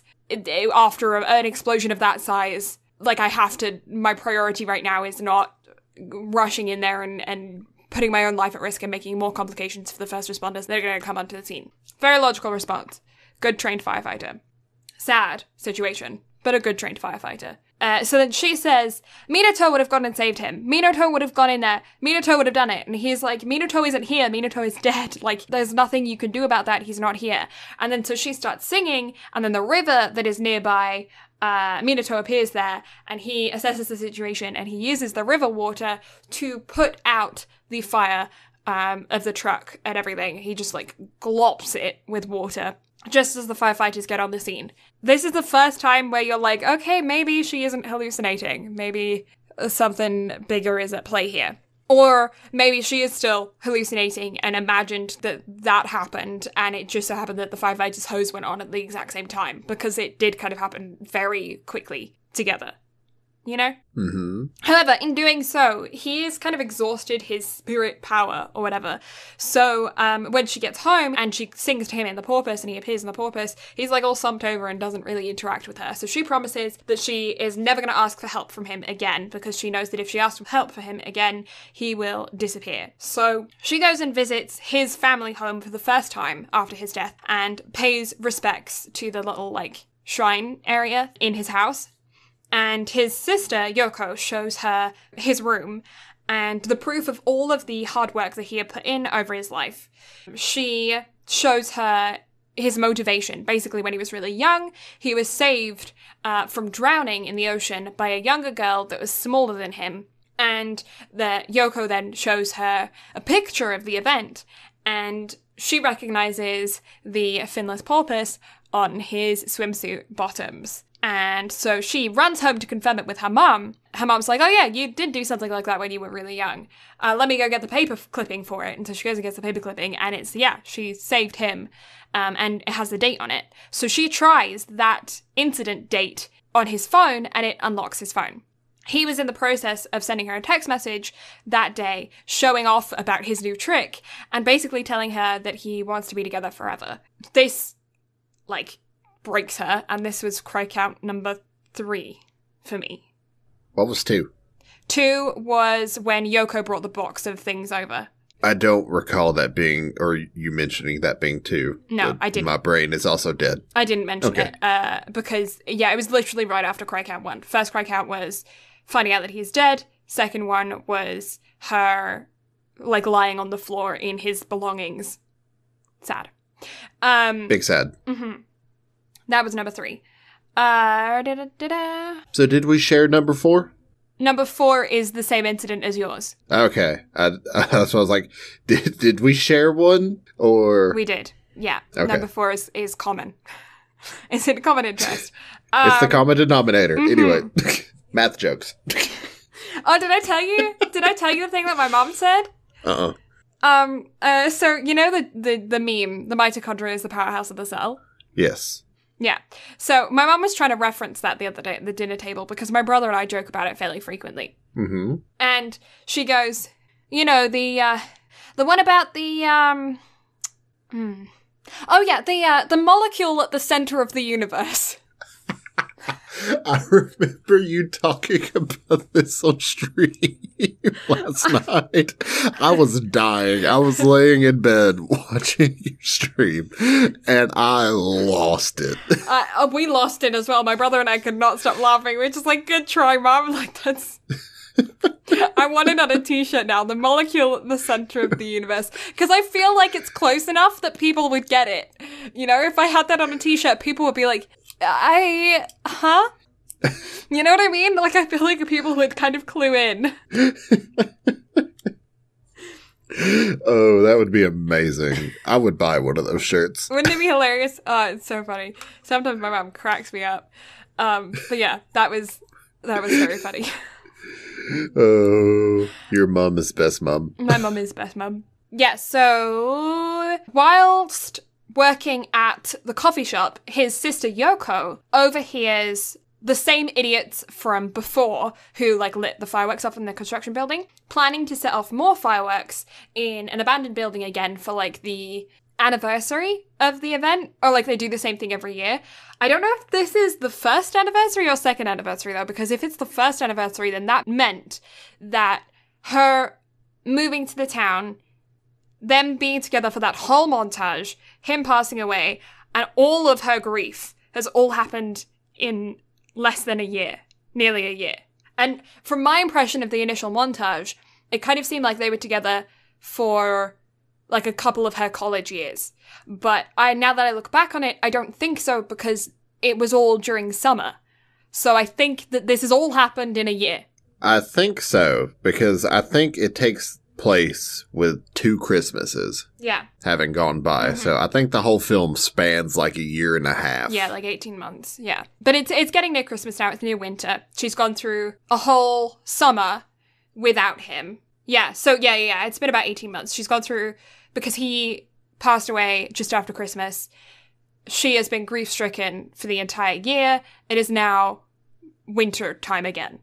So yeah, their relationship was only about 6 months from meeting as adults to him passing away. Yeah.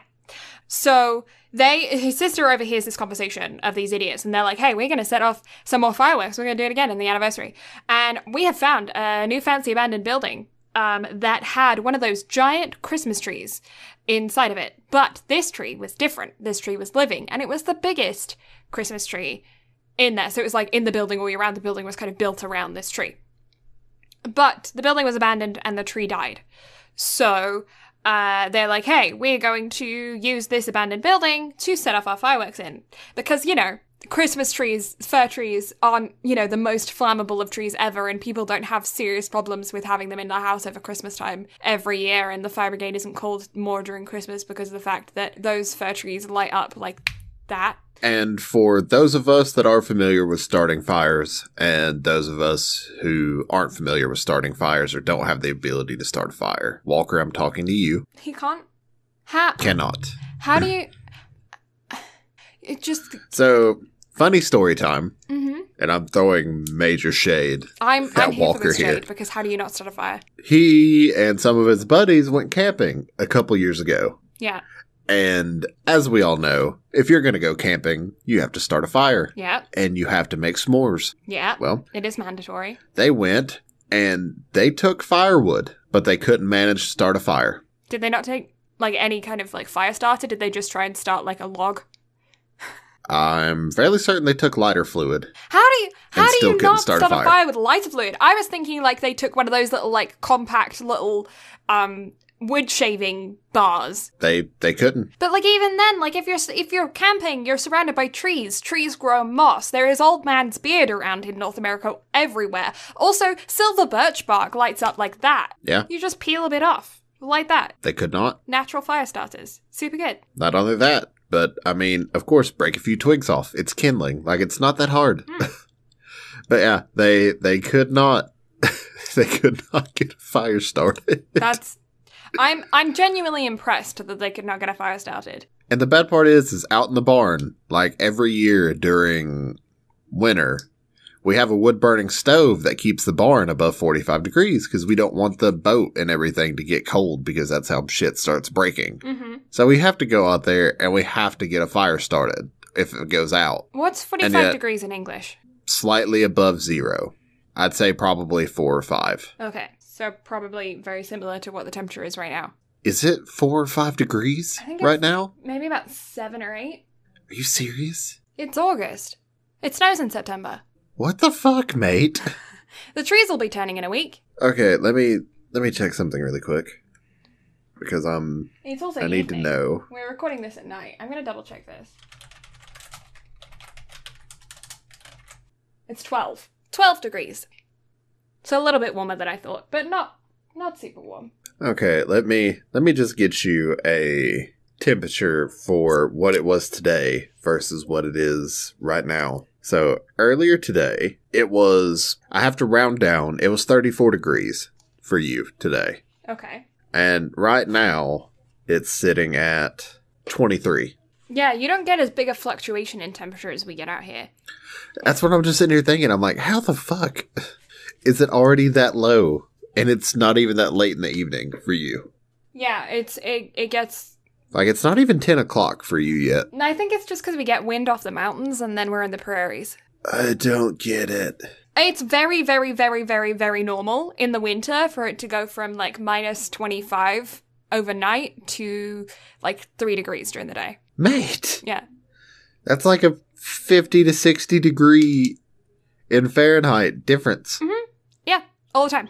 What the fuck? I'm actually curious now as to what the biggest temperature difference in Alberta was. I'm not going to do Canada because then that includes up north. Oh, okay. Just kidding. Pitcher Creek is known to be one of the windiest spots in Alberta, but it also holds a national title. National, including the Yukon and Nunavut and yeah, for recording the most dramatic temperature change in Canada. On January 10th, 1962, Pitcher Creek saw temperatures rise to 41 degrees Celsius as a Chinook wind boosted the mercury from minus 19 degrees Celsius up to 22 degrees. So it was minus 19 that day, and it went up to 22 degrees when a Chinook came in. Bloody hell. 41 degree Celsius difference. Okay, hang on. I'm gonna do some math real quick. Yeah, we get Chinooks all the time. Do you know what a Chinook is? No. I think I should probably explain it. It's a hot wind coming off of the mountains. I think it comes off the mountains. I don't know. It's like a wave of hot wind that comes down, gathers, and then like comes over. So when it's really, really, really, really cold, like in your minus 20s during the winter, you'll suddenly get this Chinook hot wave of wind come over, and it can make... That's why, like, it's very common for us to have, like, 20 degrees overnight to 3 degrees during the day. Because minus 20 overnight to 3 degrees, because the wind comes in and it just warms everything up. So, to put that difference into perspective for anybody that's in America that's listening, that's an 80 degree Fahrenheit difference. Yep. What the fuck? I mean, obviously that was a record, so it's not like that normally, but I think it's pretty common to experience at least 15 degree temperature difference in a day, Celsius. I quit. I couldn't do it. It's so normal for me that I'm like, what? This is weird. But anyway, moving on. Yeah, so... Oh, previously, before they overhear this conversation, the sister overhears this conversation, she actually had a conversation with Wasabi on the beach, where he was feeling really down on himself because he's like, oh, I'm never going to be able to live up to my senpai, who has passed away. What am I going to do? And she's like, hey, you saved me with your words by telling me it was okay to be myself when I was in my lowest, so you should practice your own advice there, bud. And then she also goes, and I like you, baka. I thought you would enjoy that part. Did you enjoy that part? I did. I love that very much. Yeah, it made me think of you when she screamed that at him. And why? I don't understand why that would make you think of me. Yeah, I have no idea why I would have thought of that connection. But yeah, so she confesses her affection for him. Yeah, so now she's working at her cafe. The reason why she's working at the cafe is because she knows that her older brother wanted to open a cafe, and so she's going to fulfill his dream for him, and that's very sweet. We love a good younger sister. She overhears this conversation about where and when they're going to start this up, and so she hops on the bus, and as she is, like, over listening to this conversation, Hinako is, like, there with her, so she grabs her, the two of them, and they go and follow these group of rowdy 20-year-olds to go light all of these fireworks off, which is so stupid.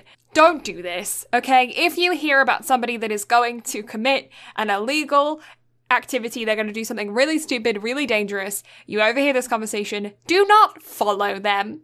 Do not try and get proof for the police, like they were trying to do, get a picture of them. Don't do it. Call the police. Say, hey, can you check this out, okay? Because I was sitting in my cafe as a waitress. I overheard this conversation. I recognize these people. They have done an incident before. Like, I know them. Can you please deal with the situation? So stupid.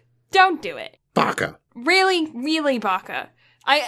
There's one of those, like, horror movie tropes where it's like, oh no, there's a demon in the house. What are we gonna do? Let's split up. Like, it was one of those, like, I am irritated with this. Why are you doing this? No. I got so mad. So mad. Stupid people. But we're not even to, like, the real baka moment yet. Yeah. Anyway, so they follow them, and then they go into this abandoned building, and there's this dude who's like holding open the door for the crew, and the girl's just like wandering, and he's like, okay, I guess you're part of our group now. Like, didn't even like ask them who they are or whatever. They're about to commit like some illegal activities, and he's just like, okay, yeah, no, you're cool. You could be another color cop, like, it's fine. I don't care. They all walk there together. Yeah. But here's these two random girls that wasn't part of the group. They're just part of our crew now. Like, they hop on the same bus together. It's like, okay, we're buds now, even though they sat on the complete other side of the bus. Like, they're at the front of the bus from us. So they are obviously not with us, but they're kind of with us. So I don't know. Anyways, they walk in. They go all the way up to the top floor. And the crew's like all hanging out. And Yoko and Minato and Hinako are just like, we are gonna hide away on this shelf. I'm gonna get a picture of their faces so I can send it to the police. I still haven't contacted any authorities at this point. I've tried to text Wasabi, but he's at work, so he hasn't answered. But nobody else knows about this. They're about to start setting off fireworks next to a giant dead tree. I'm mad. I was big mad too. They pointed out that the tree was dead. Yeah. The second they pointed that out, that's immediately where you should go. Nope. We shouldn't do anything flammable. Yep. But they're just this. like, oh yeah, there's a giant dead tree there. We're gonna just shoot some fireworks. Fun. Not only that, but the way that they were shooting off fireworks. Like, let's throw them at people. Like, I'm gonna aim it at your face. Like, this dude basically had, like, a rotating Gatling gun for a firework launcher. So like, mad. it's on a swivel. Yeah. And he's just yeeting around in a circle. Yeah. Just shooting fireworks everywhere. Yeah. Like, I'm so mad. It's so stupid. Anyways, so one of these fireworks that this idiot is launching hits, like, a beam or a pillar or something and rebounds backwards into the building. It hits Yuko and then rolls on to the giant tree and, of course, instantly ablaze. The whole place. Massive fire. Very, very quickly, which is realistic. If you've ever seen a dried Christmas tree go up in flames, they are so quick to light. It's why there's such danger over the holidays. So keep your trees watered if you have a real one. Make sure they are wet. Don't let them dry out in your house. Not good. Don't do it, please. Not worth it. Check your lights as well. Don't use the same old lights that you've been using for 20 years where the wire's been chewed through by your dog. Like, no, don't do it. PSA, please. Genuinely, those live Christmas tree things were such a problem that they put out those, like, PSA commercials of, like, this is a danger for your house when I was little. We didn't have those here. Yeah, had them. I think it was in the UK. I can't remember if it was in the UK or Canada. It was one of those ones where it was happening, like, between the ages of 8 and 11.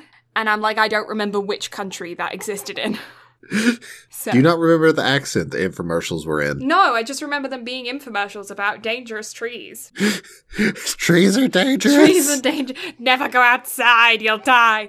I'm clipping that and sending it to Tree. Okay. That's funny. Yeah, okay, great. But anyways, Tree is now on fire. All of the other guys, because they're not on this, like, shelf ledge thing, like, on the, I guess it's like a half floor, you know, where there's, like, a floor and then there's, like, an overlooking, like, balcony edge floor bit. That's where the girls are. Whereas everyone else is, like, on the main edge bit of it. Does that make sense? Yes. So, anyway, they all are like, there's a fire! Run away!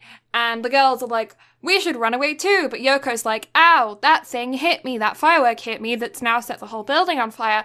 I can't walk. Fun.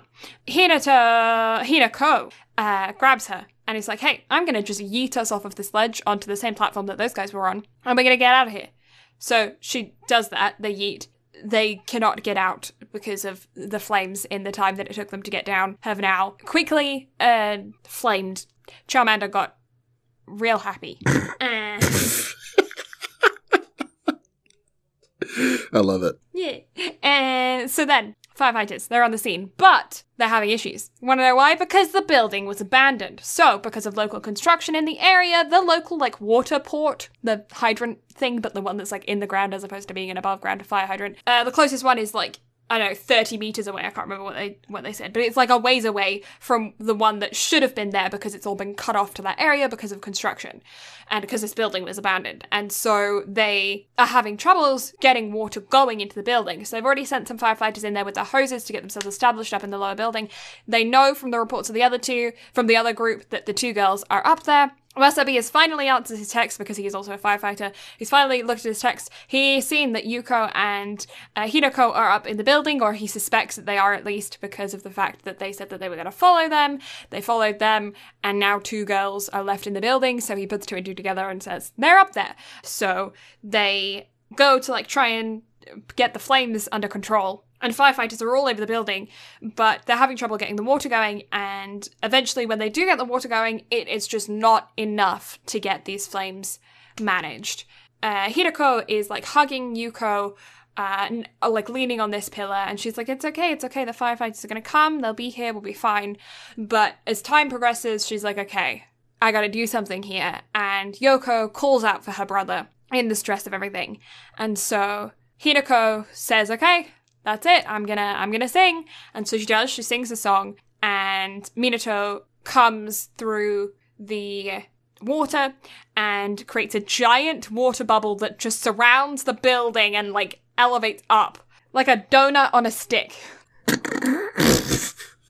I can't think of anything else.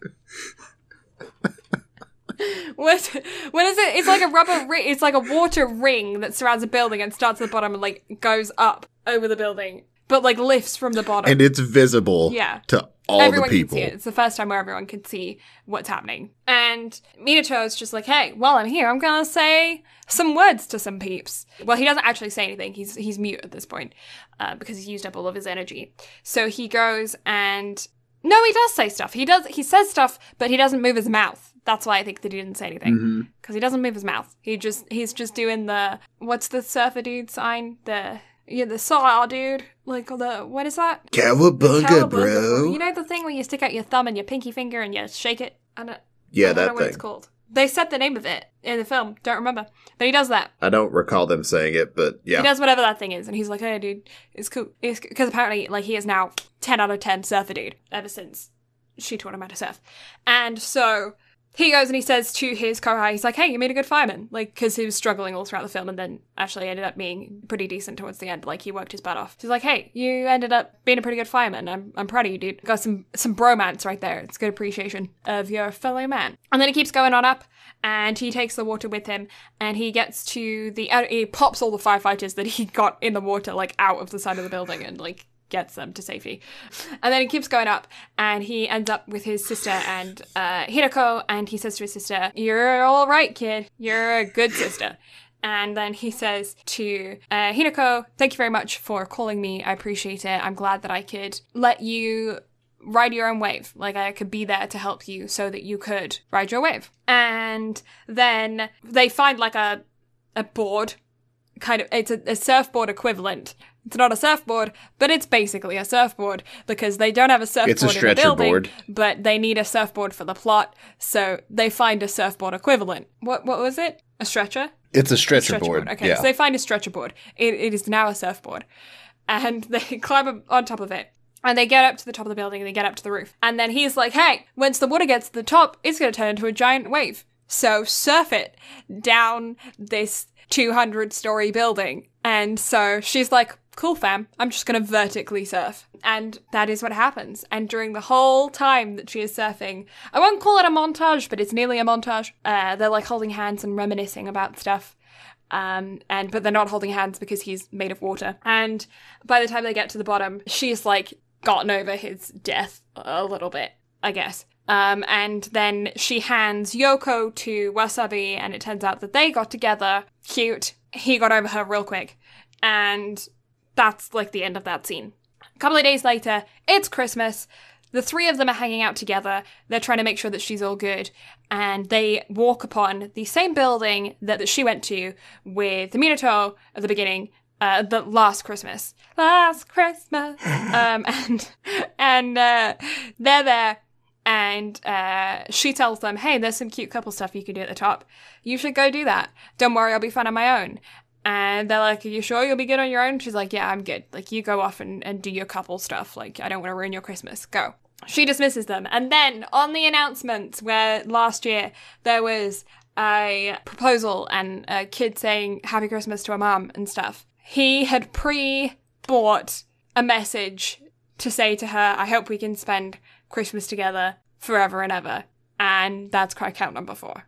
And cry count number 1 for me, because it was so unexpected, just out of nowhere. Absolutely. Ugh. And she breaks down and fully cries. And this is the first time you see her, like, sob in the film over his death. And then afterwards, there's a montage of her, like, finding her own way. She ended up becoming a lifeguard. That is a plot that is throughout the movie, but I didn't really talk about it. She ends up becoming a lifeguard. And she's kind of, like, able to stand on her own 2 feet. The end. So, what did you think? I don't think I liked it. I know I cried. But I don't think that necessarily makes it a good film, that it pulled on my heartstrings. I think that it's a good date night film. If you want to go on a date night, you're going to watch this in the cinema. You'll cry, but you won't, like, sob. So you can wear makeup and, like, you'll be fine. Like, you'll shed a couple tears, but it's not going to, like, give you panda eyes, you know? If you're wearing a good quality mascara and or eyeliner. Just throw that out there. But, like, I think it's mediocre. I can agree. Yeah. You know what I was thinking the vast majority of the time I was watching this? What? I felt like Disney made an anime film. Yeah. Like, that's the vibes I was getting during this whole thing. I was like, I feel like I'm watching, like, a Disney film. I have to say that I got distracted while watching it quite a few times. It's very slow-paced, and I found it kind of boring. I will also say I have ADD, so I find a lot of things, like, can't hold my attention very well. So that might not be a detriment to the film if you enjoy slower-paced films. That being said, I found it pretty boring in places, and not very much happens until, like, by the time that he is, like, dead and in spirit form, you are halfway through the film. So the first half of the film is very slow, especially. I found that it was sad for the sake of being sad, you know? Like, oh, we want to make a sad film, so let's write a script that'll make you cry. As opposed to, let's write a script about romance that is also sad. Yeah, I'd say I'd give it a 6. 6. Yeah, I was gonna give it a 5. Like, there are some parts of it that I really like. For instance, in the first montage, when they are doing their, like, couple things and they're being really cute together, the song that they have backing the montage isn't the actual song, it's the two of them singing the song, and it's got, like, her giggling and stuff throughout it. And I thought that was really cute, that they had removed the song and just had the two of them singing, and they're clearly not singers, they're just regular people, like you would do in your own car while you were singing. I thought that was very smart, and I liked that. Mm-hmm. And, like, some of the coupley things they were doing, like the animation and stuff on it, like whenever they went to the fountains and everything. Yeah. Like, that was cool. Like, a lot of the stuff that they did was awesome. And I think the story that they told was cute. Mm-hmm. But it wasn't on par with, like, Your Name and Weathering with You as far as, like, film story goes and everything. I don't think I'm going to remember this in 6 months. I'm right there with you. Yeah. Like you said, for a date night, I could recommend it to friends. Like, it would be really good to take a date to, like, go see in the theaters and whatnot. Yeah, definitely. You get to have that moment of, like, oh, are you crying? It's like, I'm not crying. You get to have that kind of moment where you get to be cute and coupley yourself. But, like, this is not something that I would, like, take to an award show and be like, look at this critically acclaimed film. It did well by the critics, but to me, it's just kind of there. Yeah. I don't think I'm gonna rewatch it. No, I won't. I for sure won't. Yeah. Oh, so the one thing that I was gonna say that was jarring as far as animation was concerned. Mm-hmm. Whenever they went to the coffee shop the first time, that animation of whenever they were actually, like, the coffee was being made with all the steamers, that was like Weathering with You, like Shinkai grade animation. Yeah.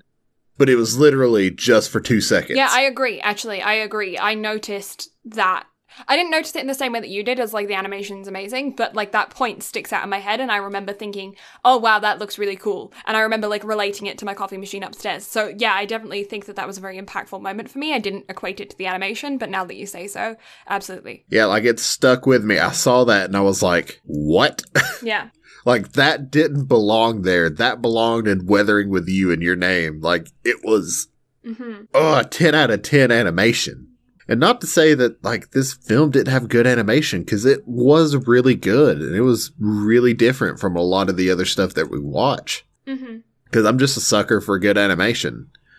But it was simplistically beautiful in a way, I guess is how to look at it. Like, it's really simple, but it pulls you in with how simple it is. I agree. I do think that the simplicity was a good choice in this film. Like, if they'd have animated it any other way, I would have graded it a lot lower than I did. And honestly, if the animation and music and everything didn't go so well with this, I would have graded it a lot lower. Yeah, the storyline isn't anything to write home about. The characters are... Like, I didn't write any of their names down until a couple of minutes before we started recording here because, I mean, you don't really hear them very often. You kind of hear them towards the end of the film more. They're not memorable enough to stick in your brain as it is. And I think that's a pretty common theme throughout this film, is that it's just not memorable. I think there's certain things about it you think, okay, yeah, I might remember. Like, I'm probably going to remember a film about a girl who surfed down a building. Like, that's pretty memorable. But I'm not going to remember, like, crazy details about it. I'm not going to remember the names. I'm going to remember the art style just because the studio and the director. But that last scene with Christmas, I'll probably remember that just because that was just like a really swift kick to the dick. Yeah, I don't know. Yeah. I sort of suspected something along that lines. I didn't think maybe at that moment, but I had kind of figured that there would be something with that message. When they had it originally with like the proposal and everything, I thought that that would be a reoccurring theme. I didn't think it would be then though. Like, that was just so far out of left field. And at the ass end of the movie, too. Literally right before the ending scenes. Like the I'm doing okay and I'm alive scenes. Yeah, like literally the epilogue scene. Like right before it. Yeah. But you're right, though. I should have expected it. There's another film that I have on our to-watch list to where anime always does things for a reason. Like, they're not going to take time to animate and hire somebody to do a voice line for something if it's not going to be important later. And especially since you watch things subbed, you'll understand what I mean at a later point. Ooh. Yeah. I don't know when we're going to cover it, but we'll cover it. At some point. But yeah, I don't have anything else that I wanted to say in the film. What about you? I think we covered it already. Like, it's... Oh, what did you think of the song? The song was adorable. I think the song fit it to a T. I don't know. I don't feel like they could have used anything else. And what they did during that montage with the two of them singing it. That was really clever. Yeah. Like, there's so many little things that gives it a higher grade for me. Like, if it didn't have all those little bits of, like, true uniqueness to it, I would be at a 5, like you. Yeah, I think the biggest thing for me as to why I give it a 5 is just the basic plotline is, to me, really poor. It's uniquely bland. It's very bland. And I think that's the thing, is that they did so many cute little intricate details, but there's only so much that you can do to dress up a piece of bread without it still just being a piece of bread, you know? Yeah, it's the unique qualities that gives it a 6. Yeah. Otherwise, it would sit at a 5. I think for me, it's a solid neutral. It's something that I would, I definitely don't consider it bad. I don't consider it amazing either at all. So I think, yeah, again, it would be one of those things that if like one of my friends was like, hey, you know, I want a movie for me and my boyfriend to watch. Do you have anything to recommend? I'd be like, well, I mean, you could give this one a shout, but it wouldn't be the top of my list. Again, it's another one of those things to where it would depend on who's asking.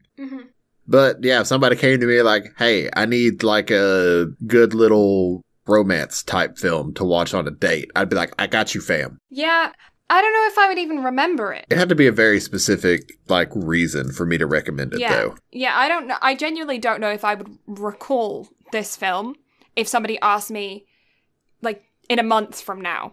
I said, hey, I want a romantic film. What do you recommend? I don't think I will remember this. I don't think it will be in my brain. I'm trying to rack my brain out of all the romance anime films that I've watched. Like, if somebody came to me and they're like, hey, I need like a good romance to watch, what I would recommend.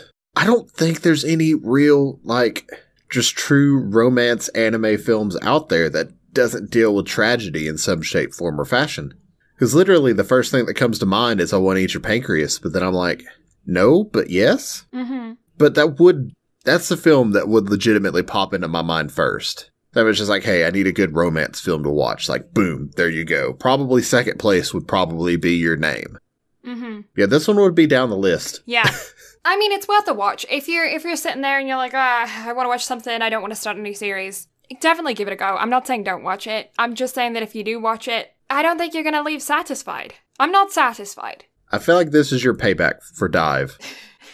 Like, this is the one time you've caught me slipping on all my recommendations, even though this is something that I haven't actually watched before, so it caught us both by surprise. That's true. That's true. Because I remember seeing the trailer for this and being hyped for it. I was like, oh, this is going to be good. And then I'm disappointed with it. I don't know. But still, I will own up. This is my one suggestion that I have tripped up on. How dare you? But I can assure you, it won't happen again. Everything else that I have planned going forward is going to be good. Well, we've done a couple of your picks in a row. Is it my pick next? Or are we doing something pre-planned? I genuinely can't remember. Everything through October is pre-planned, but that can also be changed. Because technically, Violet Evergarden is next. We can do Violet Evergarden. Yeah, I'm down for that. Because I want to do that before I forget. Do you want to? It's in your notes, but you want to go on your rant.